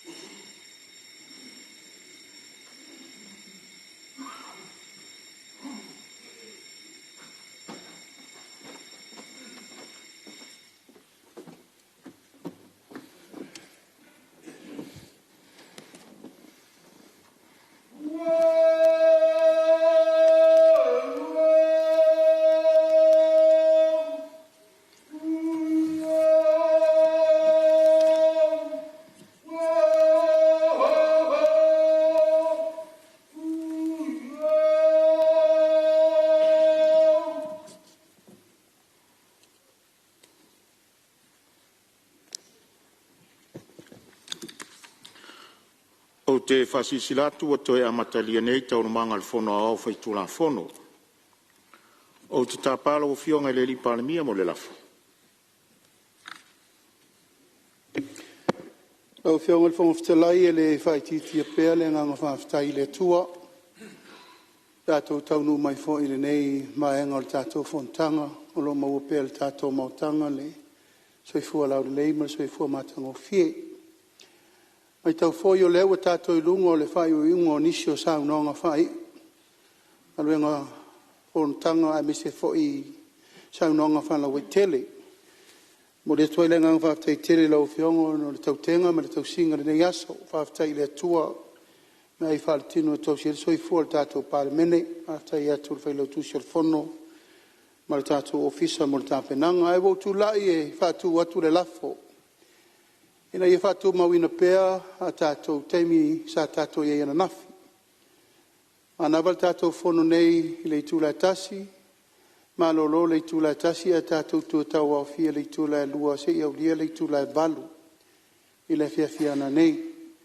A sosolo i le po ata u lumanga lao iei fila flofo inga ai amata alo i ai loa le tali e le malo whaasolo ai tau lumanga o le anga i el tātou Fonotaga. O le lafo lea lau fionga il fon fitalai ma le whaalalo. Whalua le fionga minstau talonga malanga o le fia whapea foi le fionga le minstau whatoanga mwhai ngā whaiva ma le minstau whamsnonga. Siri po la whamaunia le lafo o eu finangalo eisa unoma le ioi. Au ese le ai ua manu malo le ioi. Ia o le awha awau tātou ngā luenga tusam le lafo.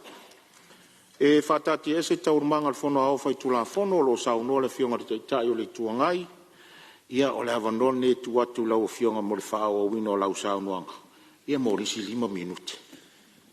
Malo lau fionga lau mo le atu le whawhitai te tai o le malo. E le tautenga fo e pe on tapena iai le ofisa nei.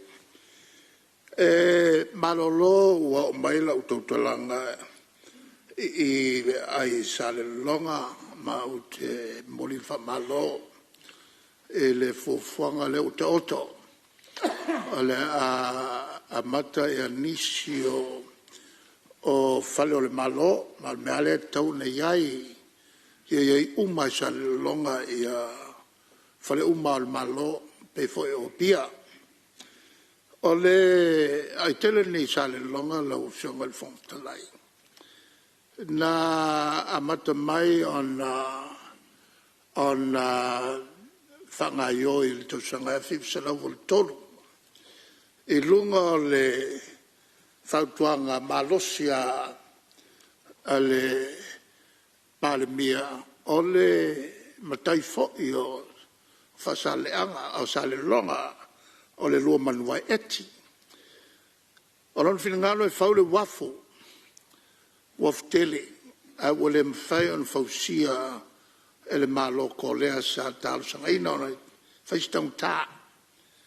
Ana sili mele a te au sa usosani, o la whautuanga i le atinano le tāua tele, e le ngata mo savai ai mo polu, fo i mo sa mo atoa. E le leo na whausia mo mole ai. Ia ona whai waile i le whausia o le wafu. Ai a whai whaso solo. Ma tātu i tātu tupe. Ona whapenale ona whai. Tāua tele ia romanua eti le atinae le nei ma o se atinae. O te manatu o se atinae le nei tāua tele mo sa mo atoa. O le ala ua whanga solo le tala noanga. O tu mele o le lua fe valu se lau fitsulu eka. Lua fe valu se lau fitsulu eka ele tonu lea. A whawalawe le soata. Na o la au te tele tuai. A la e o ia sale longa iuta ele vau matua. E a fo e whaiela tu whatuanga. O le tulanga lale na le sa fatino il nga luenga. Whaiawa wa. Ia o la whauleo le awala fata amilo i te tonu e ngoto aile le luafe valu se lau fitu sulu eka. Tala noa le fatala no pea ele minsta ngal o le o fanua le venga ya tuala Catholic o le minsta le vai taimi ia le tau fai o le taui e a maratua fanua Samoa ma paula le taui o mo meo mela tupuai o le fatuanga o le taui lan tonu ia e tolu te simba le 2 miliona 2 miliona lu se la wafi ai ina o tu malolto filau ia longo mailo a wale mfai ona a watea le 2 miliona sa tongi a wawai ina ia whawhaingo fiai le ioenga sa le longa a wone ina maliu to filau ma tu feilo ilo ai fe mailo le minsta wa ule mfai se mea o manao sa le longa tongi atu le top se lau miliona la la ma to feilo iai mo tau tino lo e sa le longa o le tau o le lua fe val se lau fitsulu eka na o le tolu miliona lua se lau wafe pe o le masaniai fuafuanga ele te telefa pe nei ave le malo ona a failo e to te malana o se le ni lona winga e ono le faawa wina le afo le atina e tele le nei o inana matou saini li mai loa usau ai oa ia isi fai le molianga la le na tula mai ai ia te ina ua te tala ta vale afi ai o tu pa mai e sakala fai ia le wala le lasa to ai le fa file mu fa pe fo i ma fai se au ana o what to see le to see le Palemene na o tu ia tonu na malianga ia na matu faia tu fo ia tonu ina ia se fa monga e tu la mai ni fe se inga lumalai a le ai fo i man fa monga al malo le lai tonu tu si el Palemene le fa mtalanga toa lua fe valselo fit sulu eka ona o manatu lolea marka peneta e siona fa file multa ona to e faile ale fontanga al Palemene ma o mail tu la fono e tono il moto le nei ma passi il moto le nei le to e fa foi ai ta final face la luafe face la fit sulu e calento va foi e a sale longa ai ta final face la eka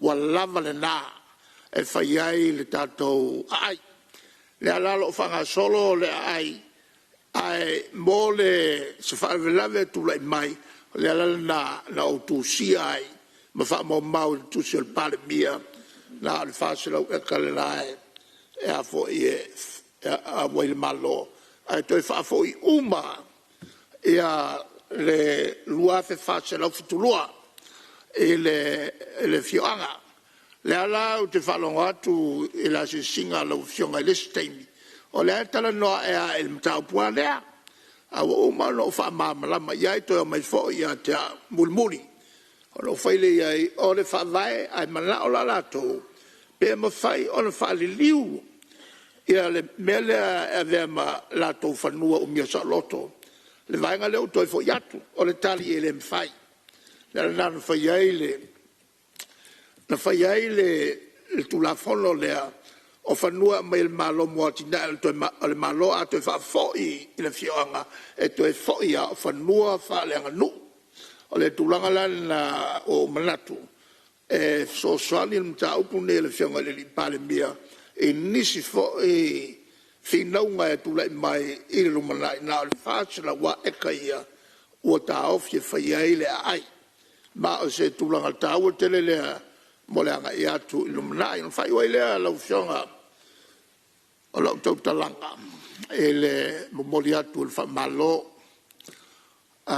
il vala au tutuila tau te vala wina i tau sanga umba ia o lau matau il vala ungal nei ia o to tele ia nau tato uso fo i lau mai fa mamalu le tato le tātou tuto tas. Ia, o te whawhitai fo i whalalo le na mai tūra e ata. O te lelo i nai vai aso whatua muli atu i ata. Sa e fo i le mātou manatu. E mātou teo e asi maawe e le mātou whawhitai. Ona sawane fo i te mila mātou potuai. Ia ai peita. Ia lai whawhongwhonga mai.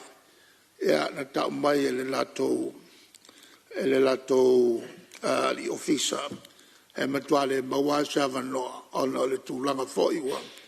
Tele le latou fia i nei e pe on tatou masania i le avele o le afo i le valau.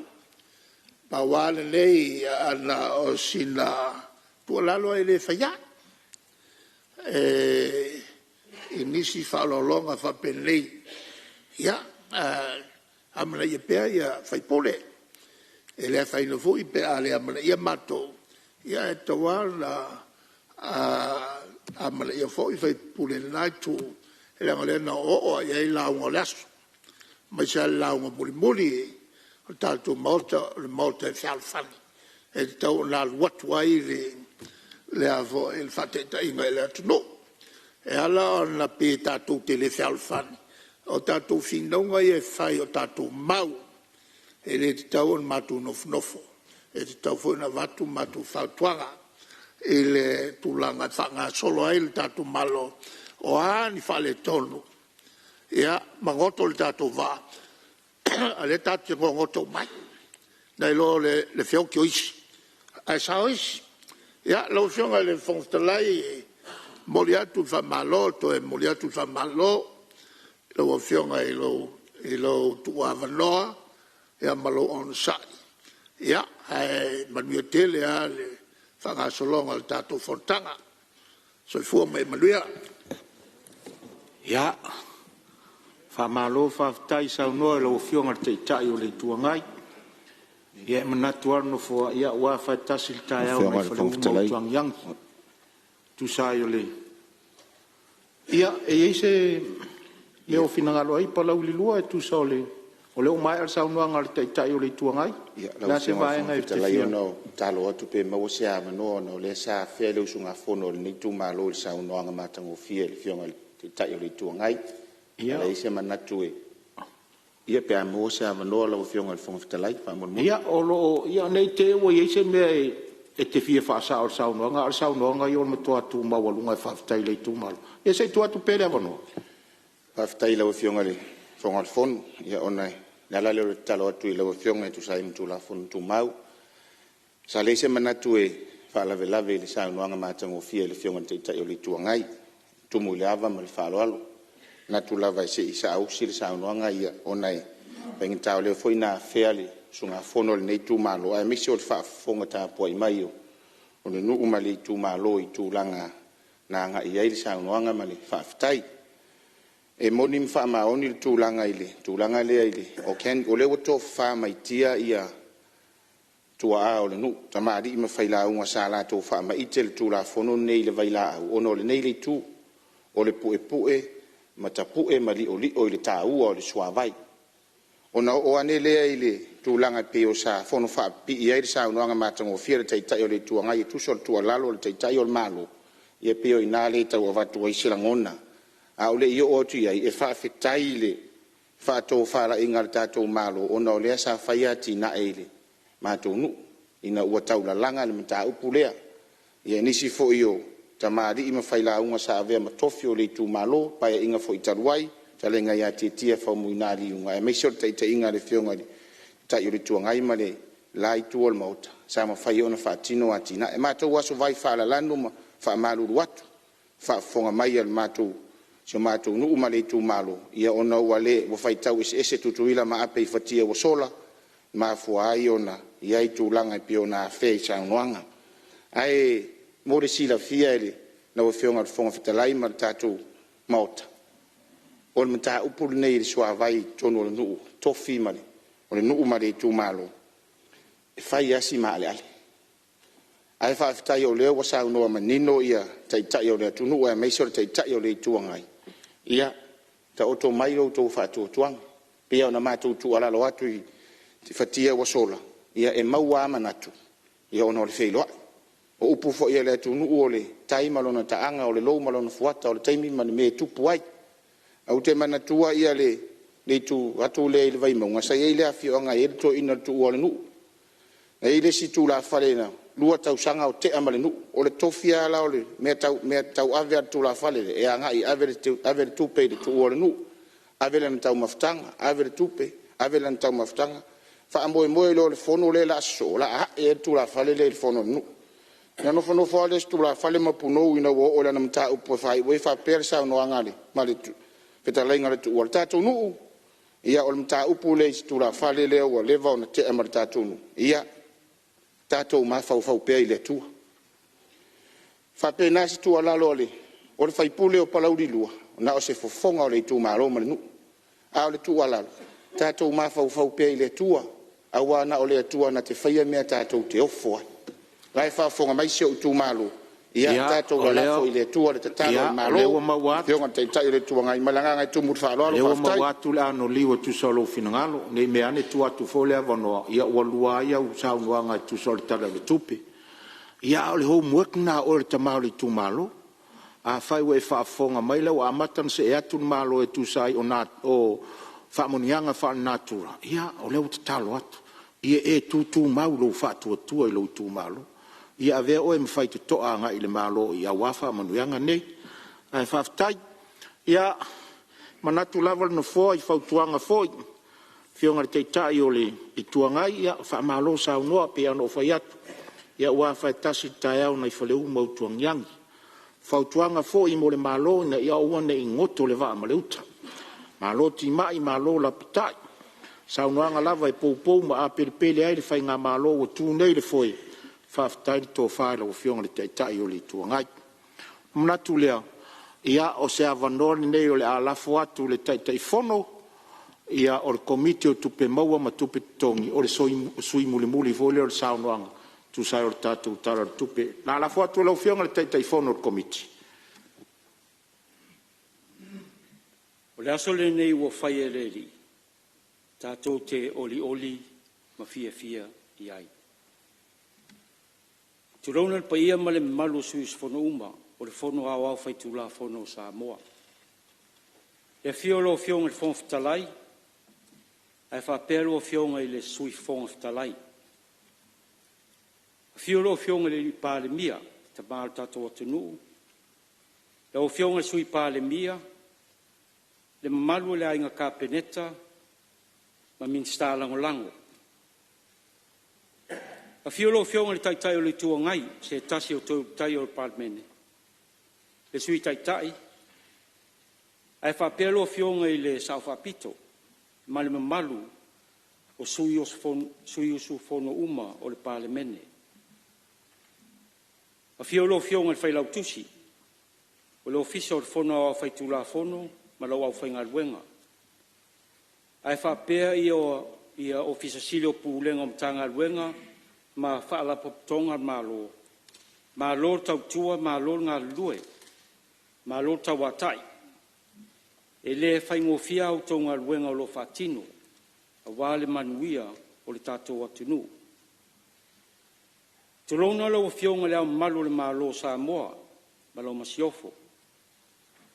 Tulona au tau fionga I sui o le fono sui tofia, ma au tau masiofo. Tulona le paia ma le mamalu o le whamasinonga. Le fiolo fionga I le whamasinusili. A fiolo fionga I le peristene o whamasinonga o whanua mswafa. Ai whapea a lii matamaitai whamasino. O mamalu sa wo o tapua inga Samoa. A wale whala na fola. O tama ma o lato a inga ma o lato tama. Le falan tau lafo, o pulem tu mua, I tu au ma la taua, a inga I le tai, ma le vao fonti. E le ngalo foi le paia maurunga I le lai tu o le vasa, I le taftolu o le whainga māloa tutuila ma manua. A wā le whaale ngā fulu, I le paia o le whaleanga fulu, ma le manua tele. o Samoa mamala nā. Tā rorola i o tau sām whainga e le toi au talaina, a wā o sām whainga mai le vavau, e o i le wha vavau. Nunu atu i whaatini o tau sala. Lau e whionga le whonga fitalai, o te whio o atu i si matou i tū mālo sa lenga mua.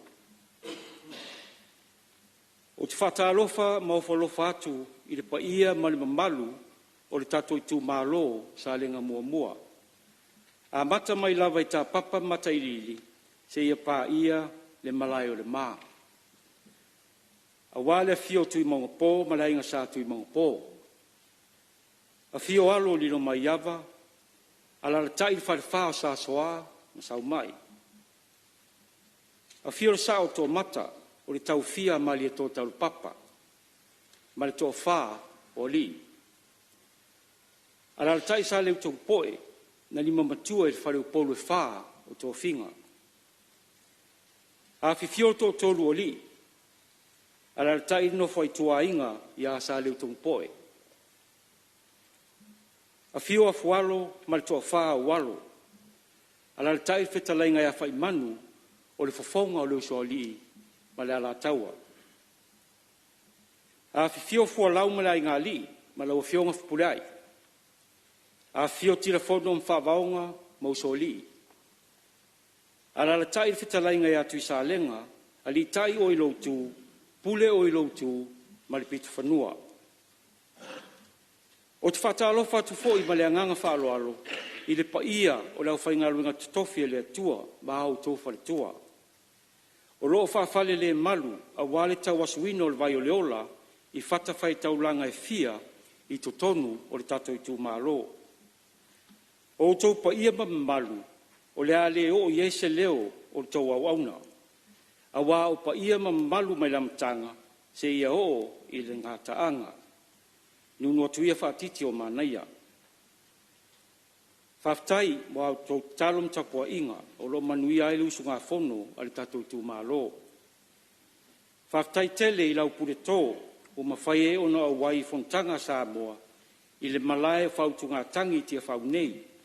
E momoli e tautou wha, a wā upu whai o malo, ma te talo whai whaatasi, mo whamanuianga mai le atua, mo tātou tangata. Lau a whionga i whonga whatalai, e tautala ma le whaaloalo, e vea i au, e whai masui o le tātou komiti o tupe mauam tupe tongi. O te tautala ai i ilo ilonga, ma sa i lilinga, sa whaatino e li rua vai aso o mawai, e tu sai ma le tu la fonu tu mau se lau fitu lua, i matafa i oi tau ave a le komiti. E momoli atu whaftai tele i ro fionga le sui Palemene, o le minsta tupe, ma lo au waa. Mo se tala whatau tupe le lei fuafua, mo le nei tau sanga whare tupe, e whatau nuu ina inga luenga mo mia, a wale ati a ina o si o tātou atu nuu, a fio anga, ma o tātou tangata.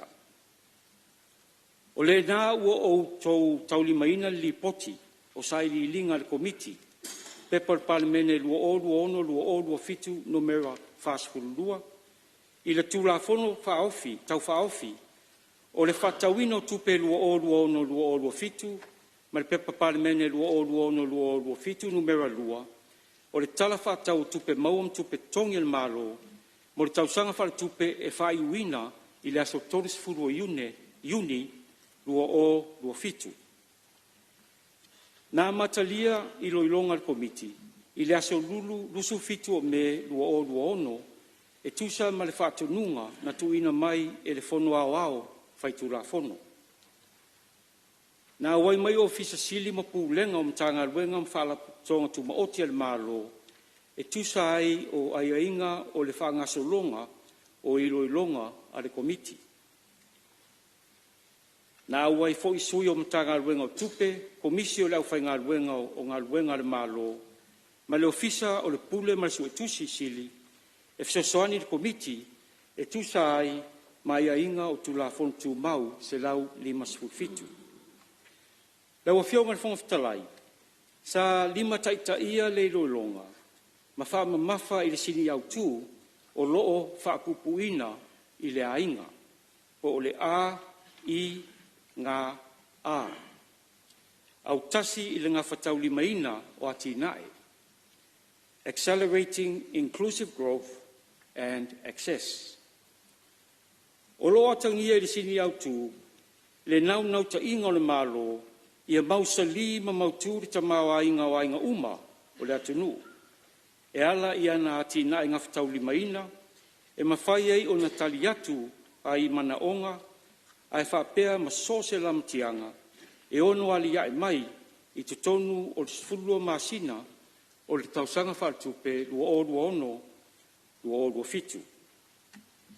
Ua whaatulanga ina i te tonu o tala whaatau tupe, ati nae ese mwhamaite ale mālo. Ua ave i ere whaamua, whapea mawai ngā tupe, o le a whamtu watu mtanga luenga whaapala potonga tumaoti, mō ngā luenga whaatino.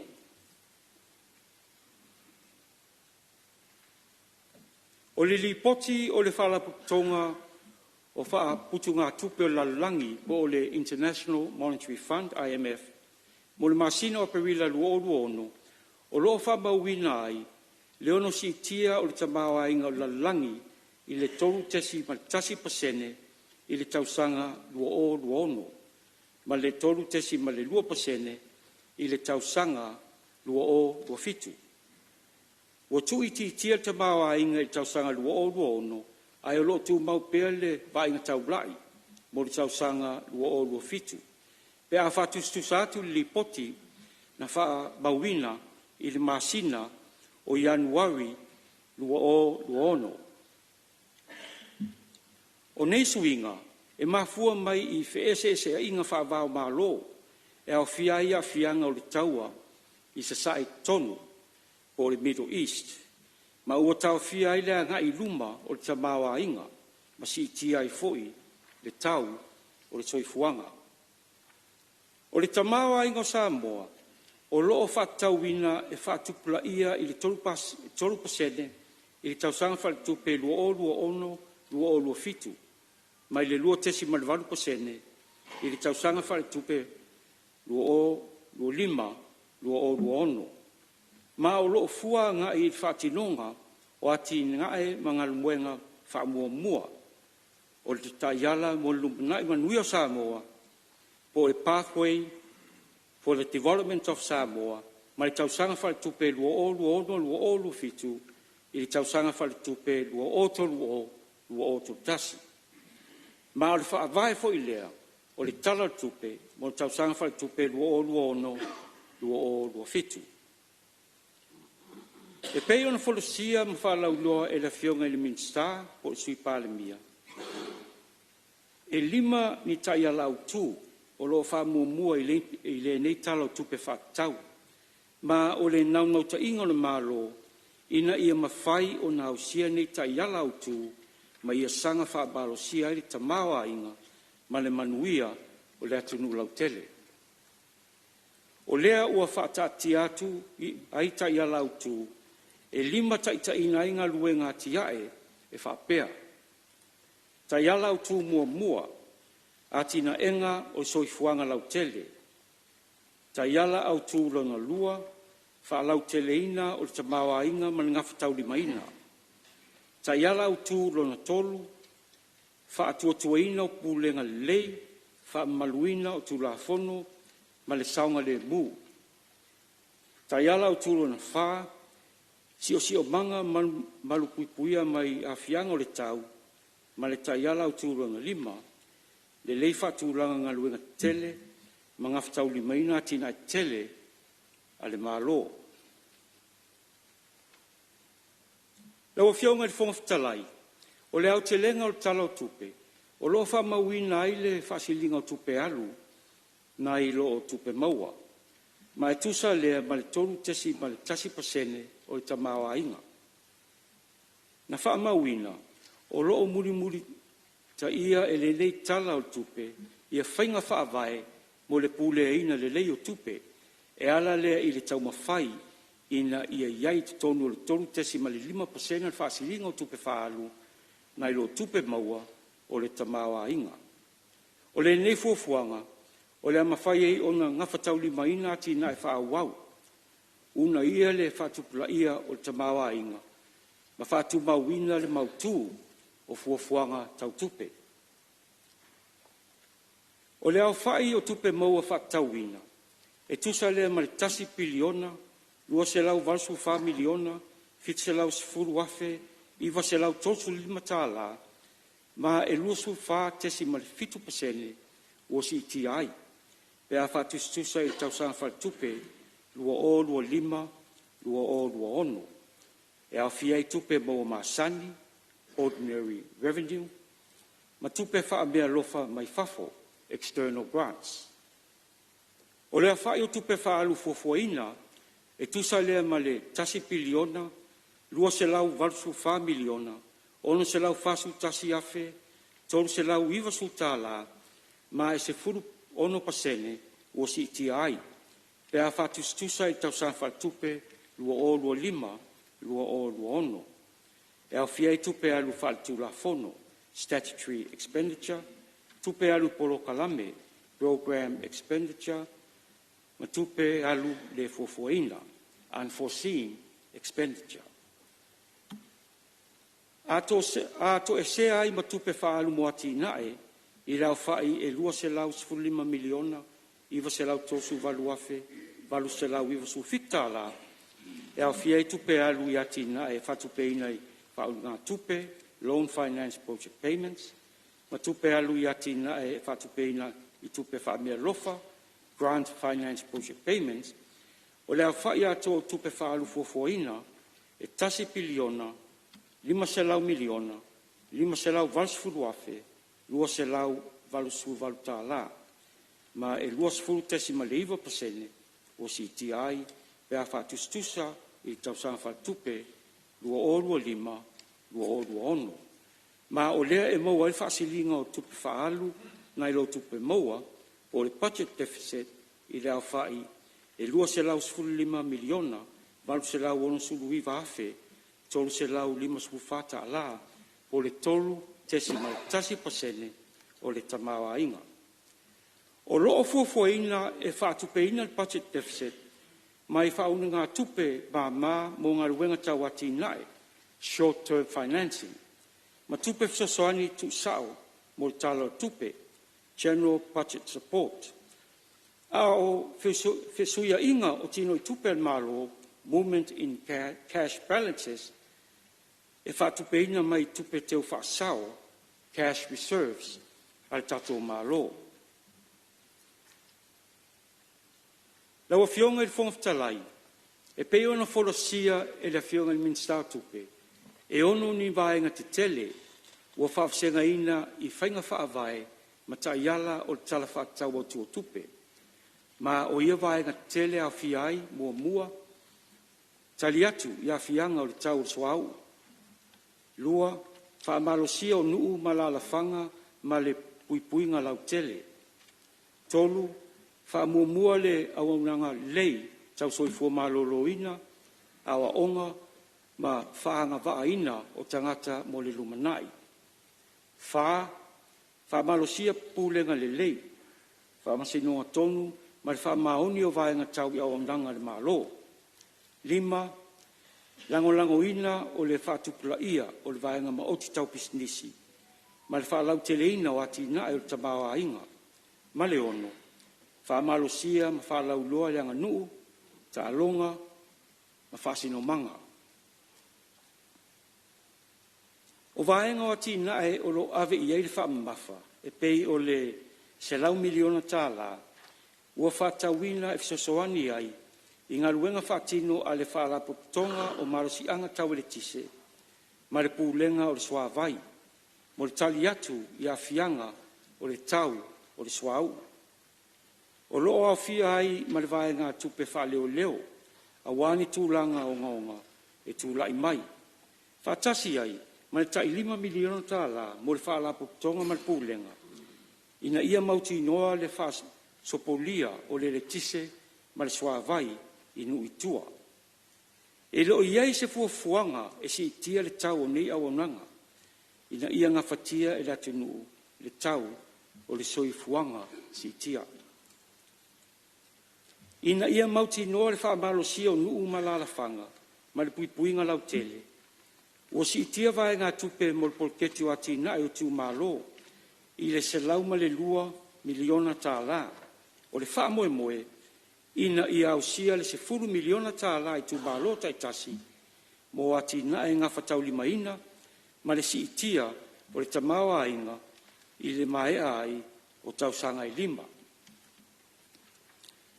O si itia le se 10 miliona tā la vai ngā tupe, mo whaalapu tonga tu maoti, o rof sosoani i le atina ino le atunu. E ala i tu inatu pokala me tau awa onga, so i fua malolo ina, atina ino tupulanga talavou, tinam tamaitai, mai la tou e iai a fianga tu mau o le soifua. E 2 miliona tala ua fuafueina mo le amatalia o le polokalame fesosoani, mo whanauiti, fatua whananau mai. Se ia ulia le tolu tausanga, e lua se lau tala mo le pepefou, whatasi ei ma le se lau tala o le whaamanuianga, whaale masina. E whaamaluina i le masina o iulai lua o lua ono, ai fatua whaamatu watu whaamanuianga, ia Januari lua o lua fitu. E 10.5 miliona tala ua fuafuaina mo vaila au ma whala au. Whatasi ma tongeina o ai tālafu tuua ale mtanga luenga o soifua maloloina. O loo whaawau pere sosoani al malo e se 2 miliona tala mo le awina atu ngase i atu nui fafo e peo fiti, New Zealand, ma Intia. E se 4 miliona tala ua wha nganga il malo mo le sosoani i le tolu se lau 2 a onga. E au fia aia o ngā mata a o ngā tūlanga lua, polisi ma o ngā maulunga.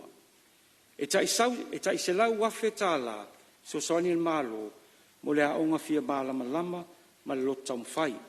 Ina ia mauti noa avano tutusa ma le amana ia o tangata uma.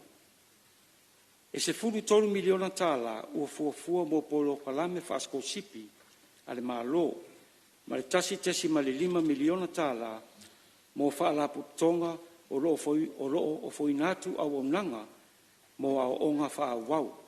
O nei fuafuanga e mo le whaamua o le malo i au onanga le lei tausui fua malo loina au onga ma le whaanga whaino tangata mo le lumanai.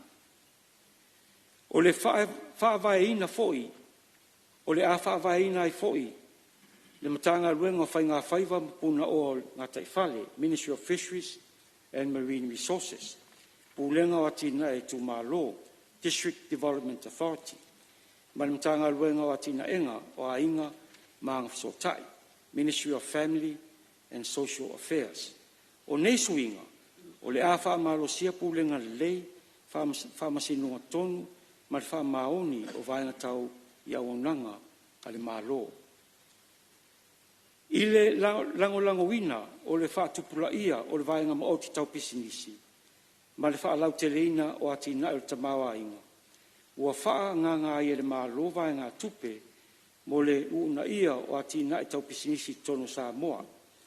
E 5 miliona tā la ua fuafua mo le atina o pisinisi e tawala atu i le whaalapu tonga pisinisi la iti. Ai 5 miliona tala mo le whalatupe o atina o Samoa mo nono ngā tupe māmā ai ainga mo pisinisi la iti mwhewrolo.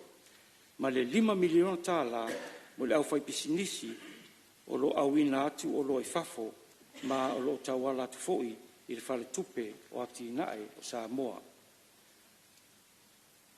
Ua fuafua e tali malo Samoa i Fonotaga whaitulangi ma whavao malo.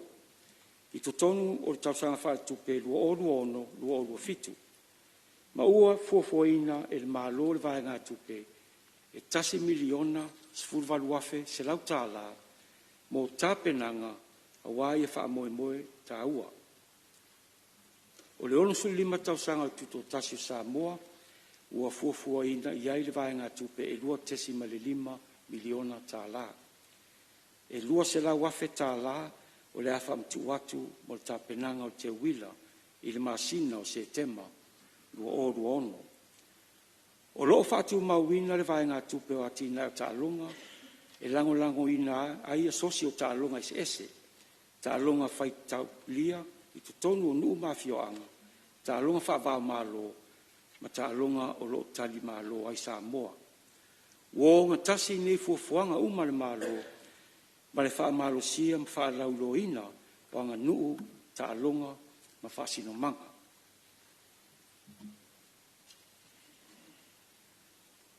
Lau a fionga i whongwhitalai, o lo whata o totu foi, i ngā luenga whaatino mtanga luenga whalapatonga tuma o tia malo, ia whesuia i ngā whata atia, moments or variances, ua fuafuaina, e whalea atili ai tu ina atu au au nanga lau tele, ma whaamalo si ai le vaia le leo tupe al tātou atunu, e pei o tutongi mo tangata whai ngā luenga fau, ma si tanga o tutongi o tangata whai ngā luenga. Whamanuianga i le mae ai o kon karate, end of contract benefits. Alauni mo tute mawalunga, higher duty allowances. Ma whamanuianga mo awaunanga umi, long service benefits. O whisuia inga i tau ngā luenga whaatino, o lo atangia mai ai si tanga o tau le tise maswau, in siua ma le toe whalei o tāwale, vehicle insurance and maintenance. Si tio pasese o valele e affairs, ma launi mo akitanga, transit allowances, maisi. O ngā luenga o awamnanga whaatula fono, ma vaenga tupe e whaaluai, wa avesea mai i le tele o mtanga luenga, ma ua tuu whaatasia i lalo o le ofisa o le loia sili. Lau a fionga i whongwhitalai, o whautuanga o loi tono lipoti, e whautua i nai le whono au au, i e whaumaunia tupe alu whatauina, ma tupe maua whatauina, o mtanga luenga ma whalapatonga tu maoti ale tātou mālo. E iei fo i whautuanga whaupopo, mo le matanga luenga whatoanga, o fisa o loia sili, tanga luenga mo whalapatonga le mālo, matanga luenga fau o whai ngā whaivampuna o ngā taifale, le Universitea o Samoa, whalapatonga whawai tau whatunga o Samoa, whalapatonga marosi anga tau ele tise, ma le pūlenga o suawai, ina ia whaalelei a tili e lato ngā luenga whaatino, ma awaunanga lau tele i le atunu. Lau a whionga le whongwhitalai, e i nai whina ngalo la ngā enisio sui whai pule, sa au fia i sa ililinga le komiti o tupe maua, ma tupe tongi. I le mata upu, i le si tanga o le suau, sa la ngā e sui whai pule mai ano a maarua. O le vaenga tupe se lau miliona, tāla, ua wha nganga mo le tali atu i a fianga o le tau o suau. O le nei vaenga tupe o le afsesoani i le tātou EPC, ma le tātou swa, ina ia mauti noa le maua pea o nei au au nanga tāua. O le vaenga tupe o lo i lalo o tātou matanga luenga o tupe. O le vaenga, mua, vaenga tupe wha leo mo tūranga o ngaonga tūlai mai. 2 miliona, tolu se lau fasu tolu afe, 5 se lau vasu tasi tāla, ma le fasu 5 sene.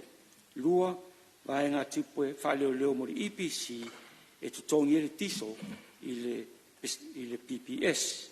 E 3 miliona, tolu se lau tosu fitu afe, fitu lau tosu viva tāla, 2 sene.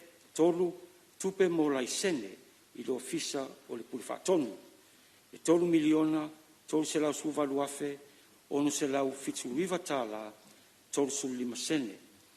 Fa tupe fa leo mo le tiso, mo le isi ono masina, e ono 10 miliona tāla. Ma le 5, sosoani i pūlenga o suavai, e tasi miliona tāla. Il mata upu tau sosoani i interneti mo a onga la tenu.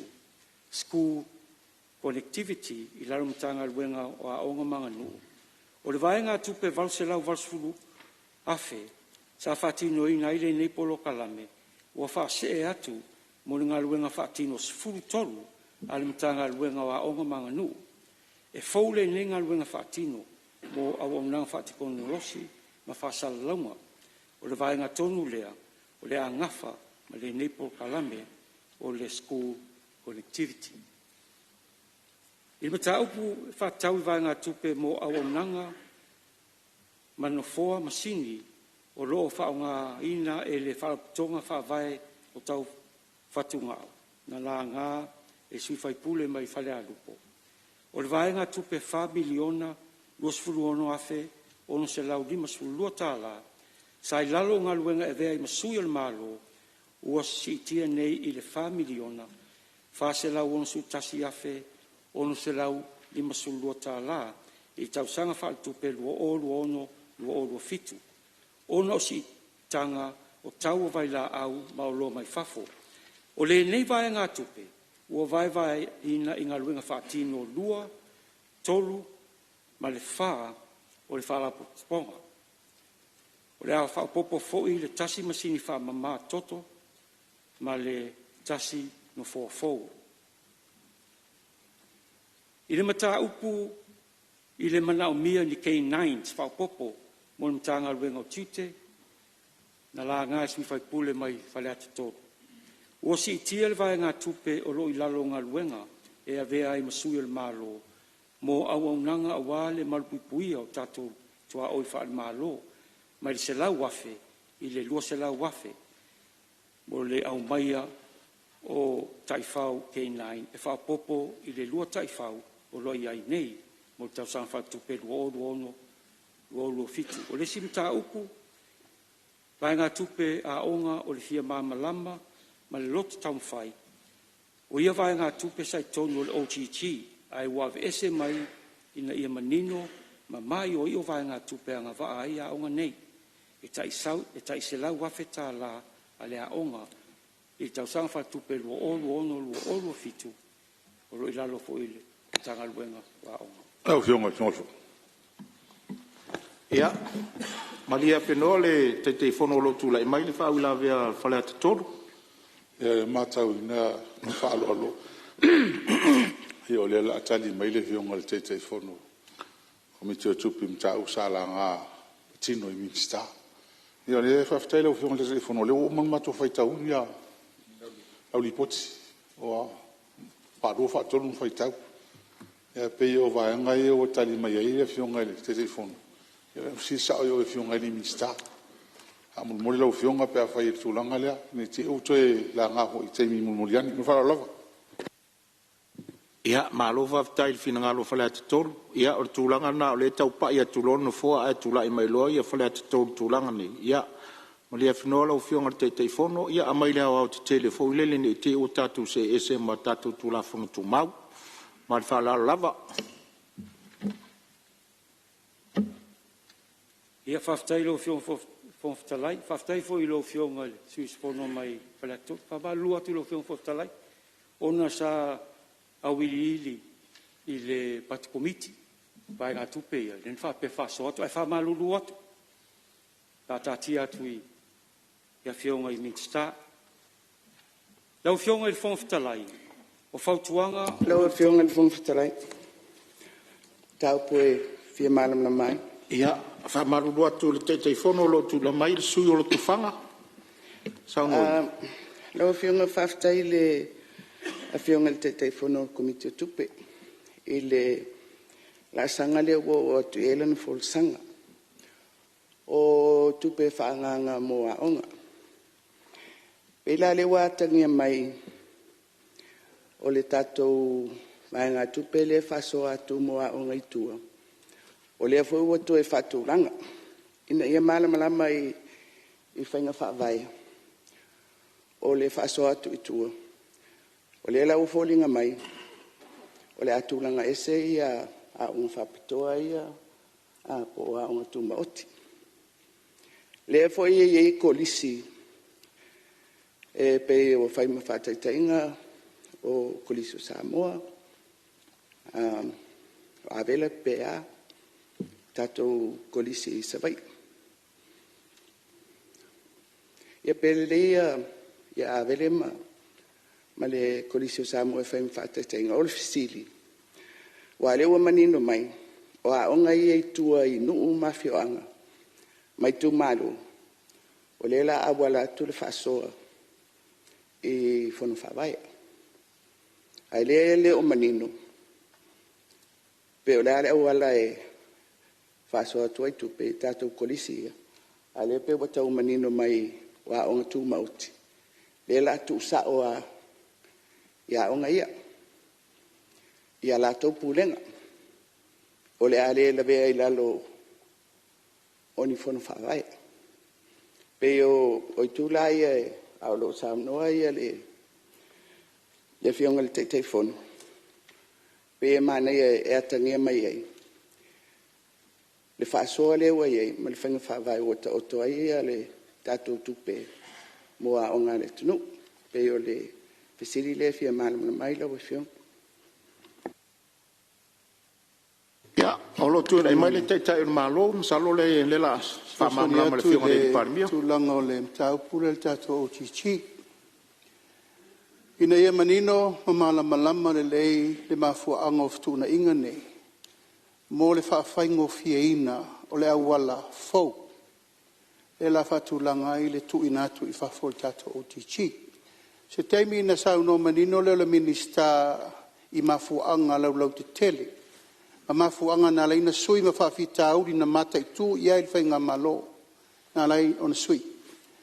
Al mele siri tonu i aile fionga sa whapito. Ioe. A onga tu matila ne o kolisi te tele ne le malo. O lo tu i te tonu le taulanga, mo mole na lona lua. E lau te tele i la tou lo a onga i, e lea a fia i se tu malo stasi. O i tu malo o mau Samoa, o leo mai la tou whanau i. O lea wala pito e sili lana mai tauina e kapeneta, sili eina vave na whamatu le tupe, e sort out te ia onga te tele, o lea ve sao i le tupe, e whai e la tou pulenga management, o tu langa ia.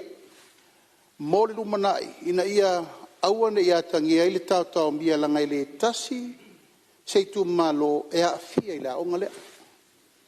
E na mafua i lana whaile tonu lea. Ave e fetu una ia la taupo o whemea nga i ele whainga fau lea. A iei nisi whawhita au le tūlai mai. Ion tau whaifo le fau. E na mafua i ona ia onga te tele ia le malo o lo tūlai mai te tonu. Talfata Iopia, a Vele, Samoa College, Primary, Apia Primary, ma onga umale to tfaleata, a onga i tonu, o leo whanga umamai iai, alo ma whanau o le tunu e tiutilo iai. O lea ngaina lava ia mo swinga utang whailta to malo e whai, e fo ia whawhita auli. O lea na maita wina na lai o na wha tere ngese, ma wha tuai, a ia inga, o le wha matu ina atu o le tātou tupele i whafu. Ala tātou matai tupea. A dia i maini swinga le lei, mea leu whai, whataunu, whauau.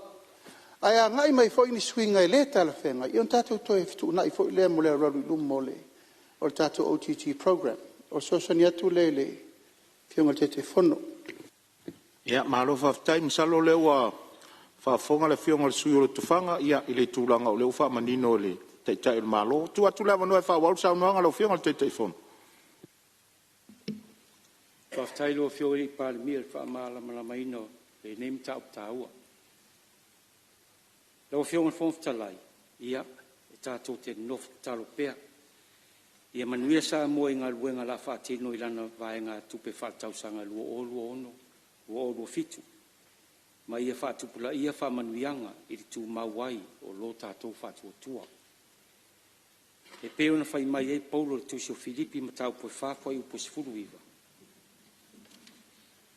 A o lo atua, na te whaatoa ina i ate outou, mea uma e matiti vai outou, e tusa maletele o lona vi inga i a Kiriso Yesu. And with all God's abundant wealth through Christ Jesus, He will supply all our needs. I le swafa manu malo o Yesu Kiriso. Ona mulia i leo sfamtalanga le komiti, e avea ia o e whai masui, e wha leo ina le nganga o le whaftai leo fionga le minstau tupe, po le sui Palemene, ma lau fionga le li Palemene, a wanga luenga tai ala whatontonu, i le tala o le tupe, lua o ono, ua o fitu. E momoli atu fo ile ngang whaafitai i whaululunga mtanga luenga, ma whaalapo tonga tu mauti uma o le malo, sa mawhai o na awai mai, e tusa ma le vala watu o le komiti, mo i loilonga o le tala whaatau au tua tupe. E tali tonu, e tele tua noa, i le whea ngai ai, ma le tautua ino le malo ma le kapeneta. Ai sa whaavanoa lava o tau taimita aua, mo tu ina mai o le sosoani. E whaamtala ina ai o fuafuanga, ma whaamaumaunga, ma alo whaafitai. E le whaangalo ina foila o maunanga o lawa fionga o le whailau tusi, ma le ofisa o le fono. Whaafitai mo le tautua ina o Fonotaga le komiti, i le nei lua vai aso, au whaanga solo ana i loilonga. E momoli atu fo i le whaafitai te lava, ma le whaamalo, ia o tau sui fitfilia o le tātou komiti, i le lango sua ma le whaavano ino o tau taimi tāua, e whaatino i le nenga luenga tāua, e tusai ma lo tātou balawina whaasui fono o le komiti. Lau fionga le fono talai, o te talsanga atu si o avanoa, o te fia wha leo ai le whaafitai, ia manai mana onga, o si o mātou tu mālo.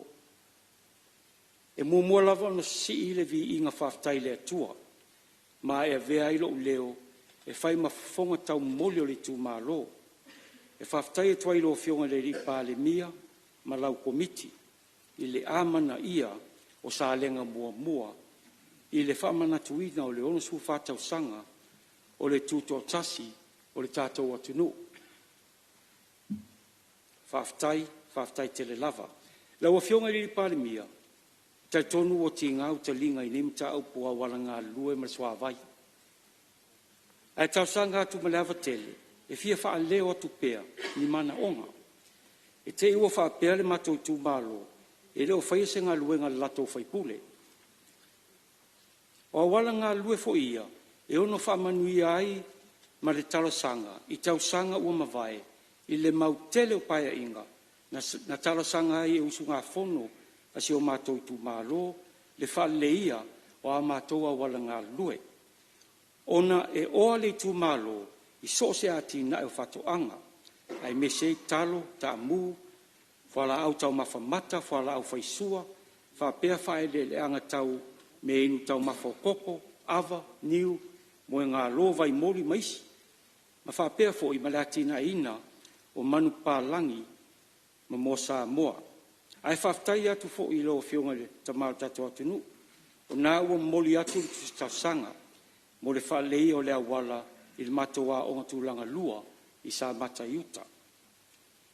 I le tūlanga tau de swavai, o le naunau ta inga lava, i o atu le whamanuianga i nai o matoa inga i whanua iuta, ma le mato pito nuu o si uvao. E le i o atu iai le whamanuianga o swavai, a wale ngā sese ino o tau mawhitanga, ai whapea mtūlanga tau i le whaleina lava o le soifua maloloina mama, hygiene and sanitation. Lau fionga i minsta o tangata tawhau mai moa mai whafo, malana manuia, ma tau te tausanga pea e langolangoina e laua fionga. A wana ta anga tu ta whanga i whaia ai, fo ngā tuli, masi uvao. Ona o vai ngā tupe o sosoani, mai le malo New Zealand, whatasi ai ma le toe whalei o awala, e o atu ai lalo o nei mta whanga. E iei fose tasi o mata anga o matou tu malo i whanga whau, ua lau loai i Samoa nei matou nui whafo, e tā ua o le lovers leap. Ma e tā sanga atu i laua fionga, e ma whai ono toe ati ai le lei, ina ia saunga le mu mo mata anga, i le sosoani lalo po Palemene malo o New Zealand. Ia o nai tausanga whaopopo ai anoa. E whapia tuai la mātou tausanga. E peo na talo tuai lo usua whaipule mai sa lenga lua. Ma le mā au ngani atu i le mā tua fine tausala la le lei. O le fionga le sui Palemene. A wale whale leia o tatou whale mai i whai lalo. Ai whapea se whale fui mui sa lenga lua. Ma tausanga atu ai, ma se ofisa po se po al mtalanga luenga leo leo e leo sa lenga lua au sa lenga mua mua leo fionga il fon talai ai o te le no foi lalo e tau sanga atu i se avanoa e fie fai sa utala e se tasi o poutu toa o le mato i tu malo e to fai a fai manu to i se atu nio o fai langi fo launga o no le vala upa ia o le atua o le to fai a fai manu sa vem putisili o le mato ofisa o le fono fa vai talu ona fa vaina ia fa meisele anga le atua i lau sunga le tausi ia vai le lingi masoe fai manu le nofo alo ma le ainga fa vau vau ia lofa le atua puli tele i le tausinga o tou soifua lau fionga le fon talai a veile nei taipu e momoli e toi le whaftai tele lau fionga i le whafoina o le tato Fonotaga ia whamanuia tele le atua i lau fionga a walo wala wina ia whamanuia atu le atua i lau fionga i le Palemene sui Palemene le mamalu al kapeneta a min sta lango lango whapea lau fionga i le sui fonftalai e whamanui atu fo i le atua i lau fionga taitai o le tua ngai sui taitai lau fionga i sao whapito ma sui os fono uma o le Palemene e le ngalo lau fionga i whai lau tusi pa lau whai ngaluenga o le ofisa o le whai lau tusi o le fono awa whai tu la fono whapea whaulurunga o mtanga luenga whalaputonga o tatou malo e whamanui atu le atua ia o tau whamanuia te le atu fo i le atua i si o mātou tu malo o lo tapua i mai whaftai te le lava mo lo avanoa soifua mai e manuia ua whamalo atu lau fionga le te fono mo le komiti mo le lipoti le komiti o tupi maua ma tupi tutongi whamalo ngā lulue le whalongolongo ti ngā ono se ngā luenga e tele lo na whawhitauli ma luitau whamalo lo nsai ia we fole nei avanoa e whamaisi atua i luna foa tu salvala aupa ia le atua leo maua ia o le sa avea mapule o le fono whawai le tu malo ia sa lua ngā lulue so tau au whamaisi le atua i le pa ia le tu malo manilangi e whasinga wa wale tu malo ia ono le toe sea o le sa ngalue puno wai le fono whawai le tu malo whaftai Mata watu wa whaasopolia uma sui mamalu o le tātou maota. Sa unoanga whaalaua i tele le tala whaatau au tua le tupe lua whelua sifuru leono, lua whelua sifuru ma le fitu. E le toe tau whailo le tele o mta upu na la ngā i sa unoanga o le tātou maota. Tusa o le whaasolonga masani, o le avanoa le nei mo le malo e tari whaitau wai mta upu sa la ngā i sui mamalu. O te mua i tāpala o fionga i le li Palemene i so fina ngalo, mo le whaanga solonga o le tali al malo. Atai atu i lau fionga i le whangawhitalai, o le avanoa fo'i a le i avatua le tali alo ia le tatou malo. O le nei aso e wha leo ina le nganga whaaftai, a upopo atu e tusai ma lau malelenga, lau fionga le fonga le fono. Wa leo tātou tonu nei le vai luanga o matangi. A wā upu ia fili ma pule tuu e whemei o inae. Tonu wai le vai luanga o ngā luenga. O leisi la sanga ma leisi la sanga o wale. Vaenga mō mua o le tātou Palemene. O le longona lea o le malelenga. Le tofā ma le whautautanga, saunoanga, tuleinga, le maota. E pale ai i lufi ina o le tamawa ingo o Samoa. Mai ele i vatua le tali alo ia le malo e ala i le tofa lea ua ta oto i le lumafale o le Palemene. E mamoli atu ava le anganga whaftai tele i le paia ma le mamalu mawalunga o le tātou maota.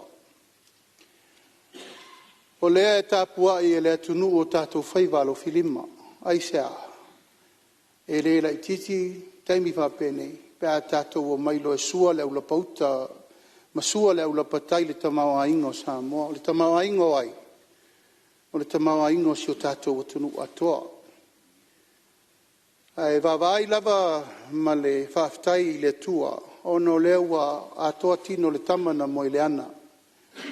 E ala le nei aso i tuleinga, a saunoanga. O la unga ai meise le tō whasa ili ma le tō whasa ali. Tō whawhautua ma le tō whaote. Ia ma le tō whawho i e mauai au manu mai o malo mo si o tātu watanu. Whaaleo i naile ngang whawhtei tele, la ufionga le whong whtalai, ia masui mamalu umma o le tātu mota. Ono aso. Ato amata mai le aso lua o le vai aso le se i tau nuu mai re. Nei fo i aso lua, ua mai a le tolu sfuru wha mon tupu tu leinga masau noanga le mota. E inisio tātou sui tātou le mafuta. Mai se fo inisio tātou le fatasi, ono to e tāpena inisio whai ngā whiriwhiringa le atunu. Ia, malau fionga le whong whitalai. Ia, ona e le o mawhai o na whaleo ina lo suafa e mai se fo i le launga a wā le tapua inga le tui malo. Uio lea, o lo sila fia le mauta me uma. A wā le pale fia ngai. Mori atuai le nganga whātei tele. A moa malau tapua i mai le nei aso ia o lea wa si i le whala ua lea wa atoa puna o saunoanga. So ula, tuleinga ma saunoanga le aso. O lea alo atu le tātou malo e tali. Saunoanga uma o lea na momoli mai e lufi ai. Pale ai, a pele ai, taulu manga o le tātou tala o le tupere nei. E lava o tātou Fonotaga, le tātou kapeneta, ia tāpena lei, tanga e le, ta ia i fale saunoanga i tu malo, ta i tota si uma o le tātou atunu. E ala i manaonga, whautuanga, tu alalo, tu ina mai, tātou avele yuta wale tātou tāpenanga. Tau lava leo lau, a popo inga muli sui mamalu uma whaaftai tu leinga masaunoanga o whātino. Pau alea, o le whainga te tau o na whai ma o se lasanga fawfo i leo tātua mule lumanai. O le whao o uma mai o tālu sanga tustusia i le tātua malo i le awala lo ia. E le ngata i na wha leo i ne le mauta. La ia iai lava le wha maoninga o mana onga turi loa. Ina nei mea ne whapea la unga lo le Palemene wa pai ai i, wa atoa i. O le awala mo le turi loa mo le whaatino ina mo le lumanai. Ia tau nuu pēr tālu sanga tustusia. A ngā i le ulo le mtanga aluenga olo iei manaonga. A kopi le minsta e whea ngai ma le mtau. O ina, e mawhai ai e le ministao na turi loa ulo mtanga aluenga langa o la tau e whaatinoa. Le ngā luenga e ala i manaonga ma mea umalava.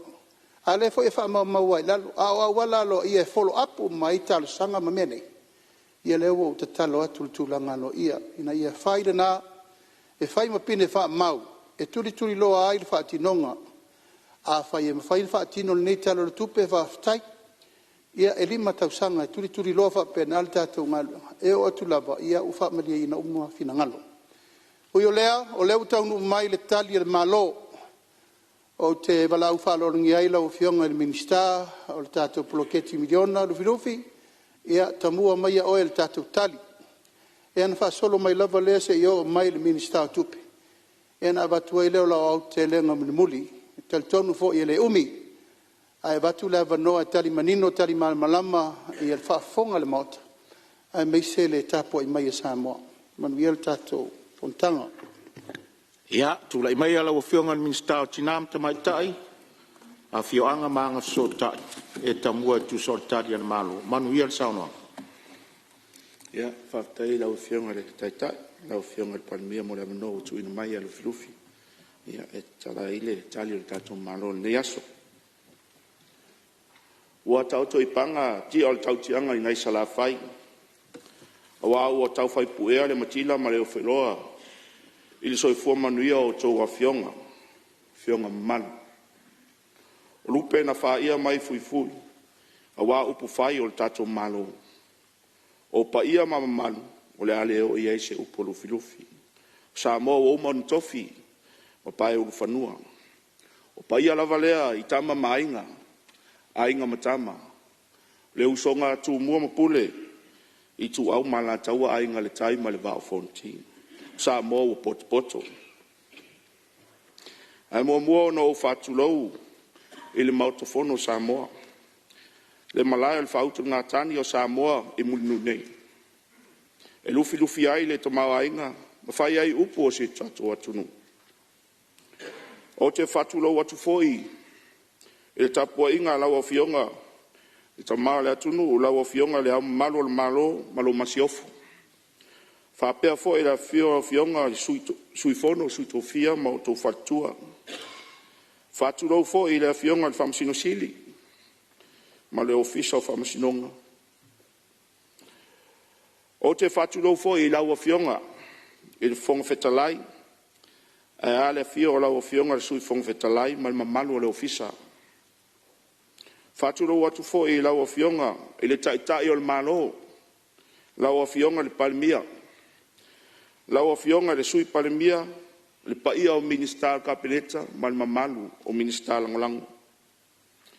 Whatulo watu fo e lau o fionga, e taitai o le tuangai, whapea le sui taitai o le tuangai, ma le mamalu le naitu le vaenga whaupwhai.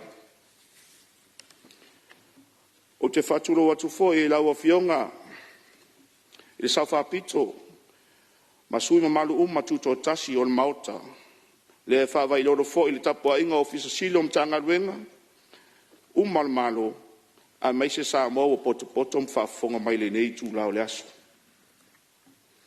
Ia, tapua inga si o uto malo ano a matasi, e mana tua pea lo o tau nofo talo mai me tapua mai.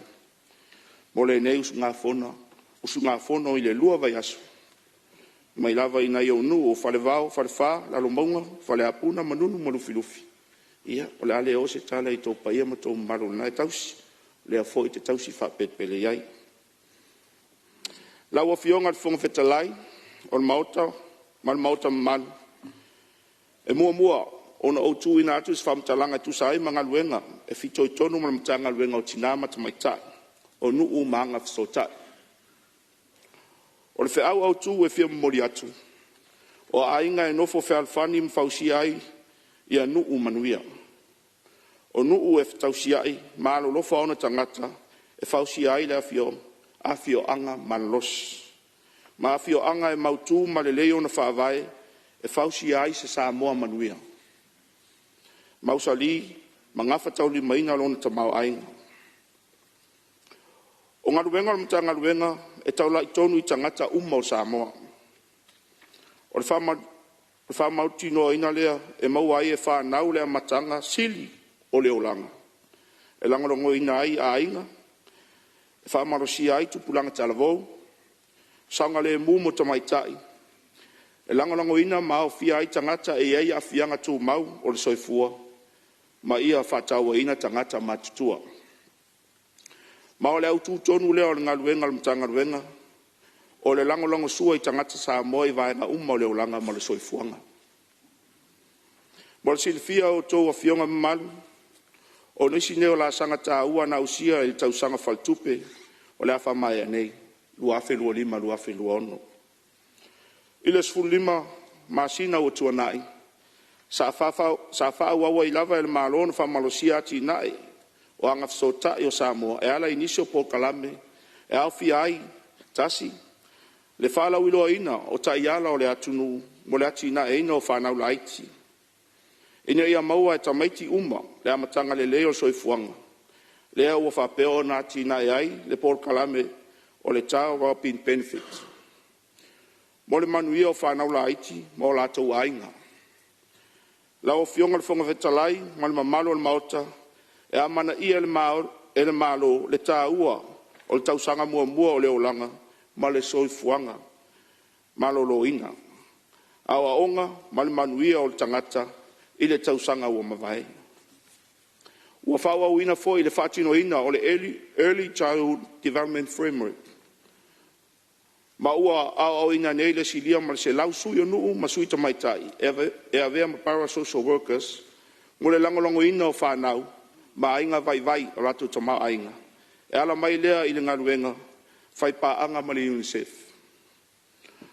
O le avea o le whamua moe whanau laiti, o se tasi leo ati na e sili o na tāua, mo le lumana i o Samoa. Ma e tū maupea, le whamua mua o le malo puipuinga o le whanau, o le manatu au tū lava lea o le malo.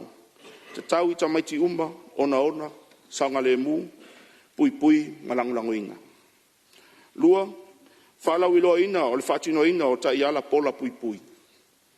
Mo le puipuinga, ma le tauwhia o sauanga i tutonu a inga, ma sauanga whaasanga i tina, tamaita i mwhanau.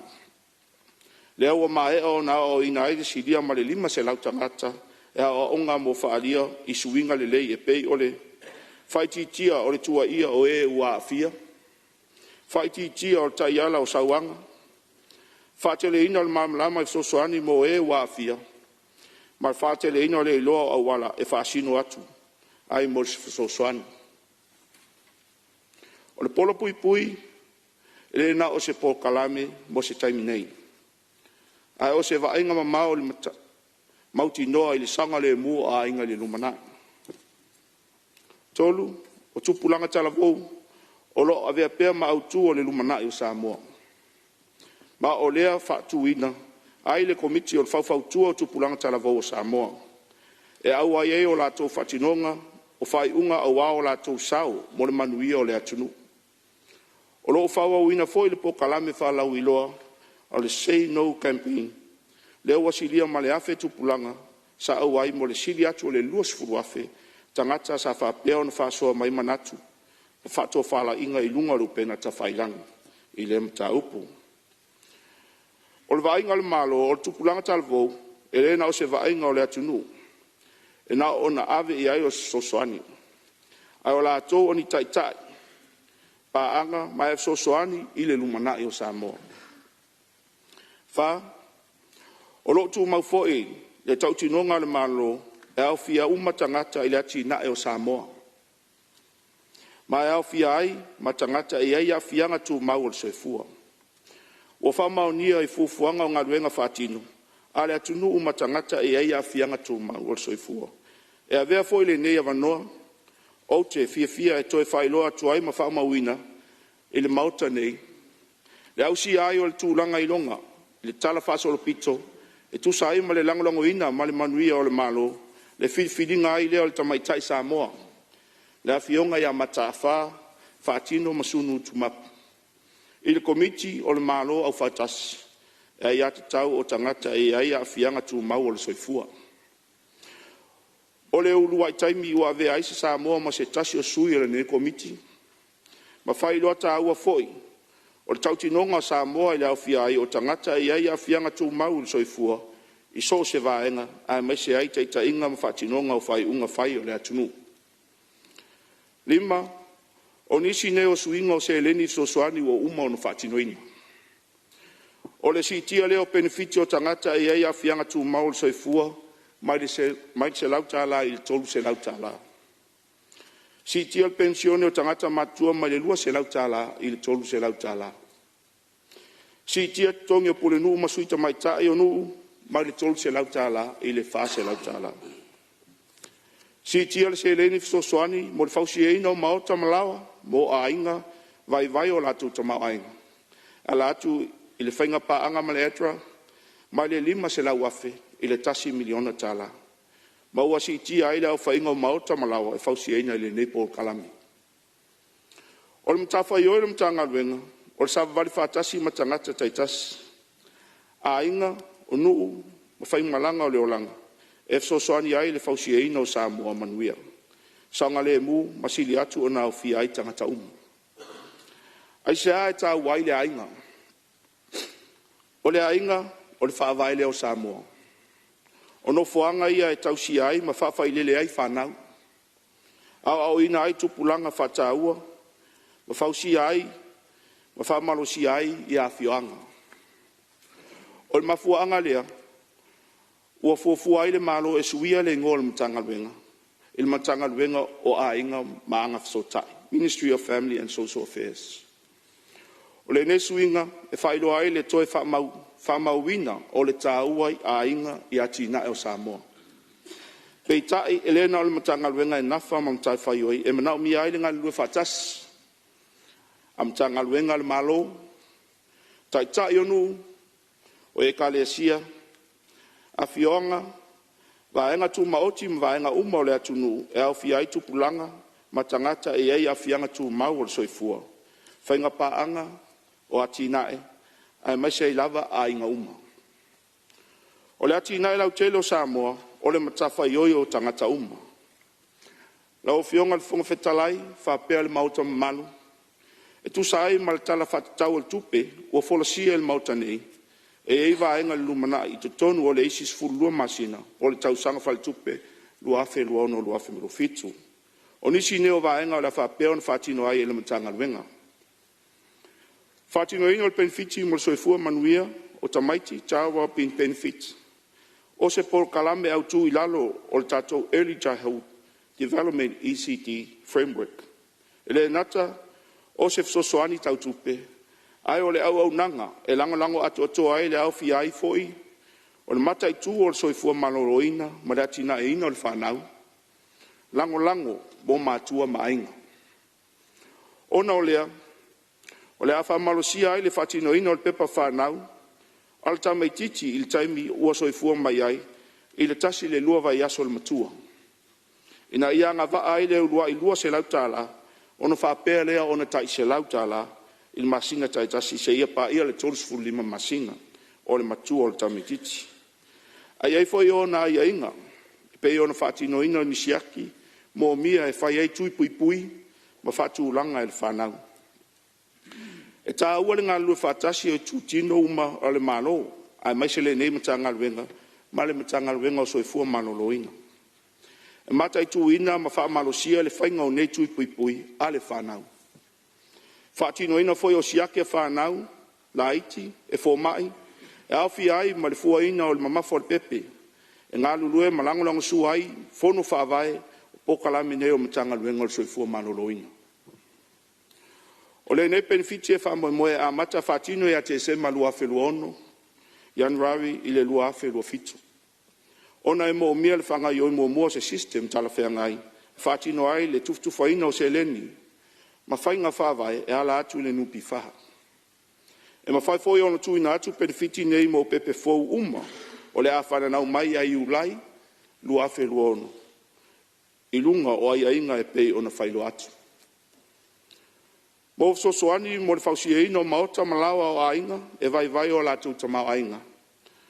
O le asi tia i le 2 miliona tala. Ma o le manatu le mtanga luenga, ma le komiti fitu tonu ai le poru kalami. O le afa lelei ati le eitu ainga fausanga o maota, malawa ina ia lango ina, le saunga le mu ma le lei ato toa maota, mo ainga o le anga vaa i le nei whamonianga. Ua whapea fo i ona whamausali, ma whamautu soani tau tupe, grants. E tuina atu i NGOs, ona o le telefoi o le lato sao e ati nai. Ma le tautua ina o tangata lau tele o le atunu, e tusa ai ma o lato o nanga SS.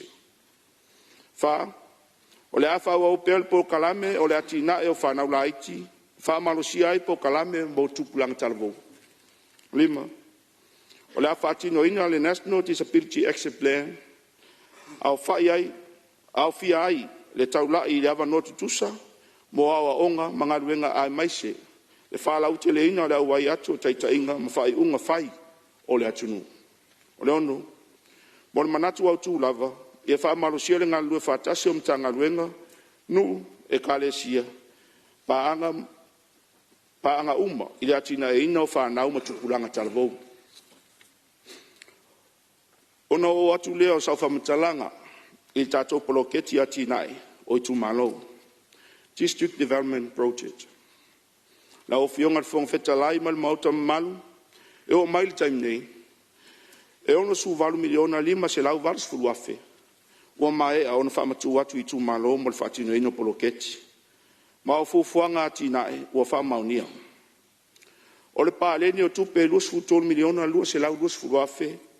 O whamaunia e komiti e whafoe o ati nai o tūmalo steering committee. Ma le kapeneta mo le wha o popoina ai o se taimi e whaonga ai le special purpose account. Se ia o ia te sema le lua wheluonu. O le nefa poponga o le ama wai le avanoa o tūmalo e whao mai o la tōnga luenga ma ua whamaunia ma whao ngata tau wai se eleni o lo tutoi. Ma wha mai ai li poti tau tupe ma pepa whamaunia mo le whaonga ino se eleni. Vaenga au tua tina e o tau nuu ma ua usia. O tupel DDP, ua langolango ina ile tele o vaenga ta ua tina e. Ua wha maonia i fuafuanga, whal tausanga i tumano. Le au fiai le vaenga ta ua nei. O Paul Kalame sosoani mo aonga, Back to School Support Program. O leo watu ina atu ili se lauli masifuta lai tangata anu umo Samoa. Ngole sosoani o whana waonga, maainga, e mana mia taua waonga. Mole sila fia le mauta, tatou mauta fono. O le whainu mera lata mai o le nepo Kalame se lauli masifuta la. Ua se lau iwa sifurfa afe, lua se lau on su fitu, leo whainga o tangata anu. Ua o iai le whasoa. Ma e tusa lea ma le luas fulu iwa miliona, iwa se lau iwa suru afe, valu se lau lima sifutala. E se eleni, ua tufutufa ina atu. Ma o ti talitonu e tusa lea ma le iwa sifulu 5% o tangata anu o le atu nu. Lea ua maea o na latu tala latu se eleni. E abatu ai foi, ma se tu alalo e o latu uma, ele i o atu i latu se eleni. E whailoa vave, e tala ino au tau se eleni, e o tau fono whaavai. A le wha mutaina, le Polo Kalame i laso tolus fulo IUNI lua wheluono. Ua ei foi nisio poloketi ua uma o no solau pule mwha maunia mai le komiti, o fono whaavai taitasi e pāsia, e komiti whafo steering committee, e awhi ai, tasi, soso ani mo a onga skorsipi. E siria mali ivas fupaseni, o tu malo wala tu ina atu sosoani mo tongi o pili a onga, skolsipi mo a onga maululunga. E ai universite, tivet, o kolisio e kalesia, o pe o piula, maalua, mamomoa, ia manis. O le nei sosoani, o avema sosoani ta ua mo a inga mfanau, o lo fea ngai malu i tau tupe. O a whaalia e nisi o whanau, o a whau mai a onga maululunga le ta ua o le nef sosoani. Ile whaiti tia ailea o le mawhai o na tongi inga pili mafsosoani le tu mau pea i rato whanau i awa onga. Lua, o le ati na e o whale a onga ma aseta o a onga. Ua tele ni tupe, ua whanga ina e tu malo mo le whale lei o no whanga. Mo awa onga e au fiai, whausi e ina o le toe whale leia o potu a onga, whale leia o maota, ma whare tele o a onga pe o le ho. Whausi e ina o whale ta ele, o whale ui se tulou.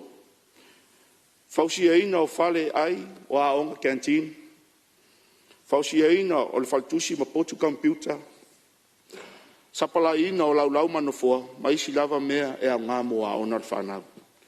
O nei ngaluenga, ua sosoani le whale lea le sisi o manga o a onga, ma le soifua manuia o whanau a onga. Tolu, o ati nai te tele ese o tumalo. Ua langolango inga o tupe el TDP, ngā luenga e au fiai, a wala ngā lua te tono nuu, vai mapuna vai, whale komiti o nuu mai tumalo, teu ina o wala ma ai, ma isi ati nae, ua wha mua e tumalo. Wha, ua mo whatoanga ma whainga whaiva. Ua whapea o na ave fo i le whamua le tūmalo o tupe, mo masini, ma mea whaiwhainga luenga mo whatoanga. A seta tau whainga whaiva, e au fia ai wa a whangota a lia maisi. Ati nae o whatoanga, la fumanu, ma luenga o le whamalosia ai o awa noa o le tamau ainga. O te vairupeina i le anganga whaaloalo le saunoanga, tari fuai tau wala o fionga ni minsta ta ngā luenga. Ono o tātou tonu mai lava le tātou malolonga o le auri. O le melea o le ato e whaauau saunoanga, pe au tātou tau o fia i le tūlai lua. O te whasisi latu o whatatia ese ngā luenga le whono au whai tūla whono, se o tātou tau e tau o fia i le tūlai lua, mo lana malolonga masani o le auri. O lo o tā pena le tau maftanga o le auri le lunch, i le maota o le tofilau eti alesana italiai lau tau sua, ma le anganga whaaloalo.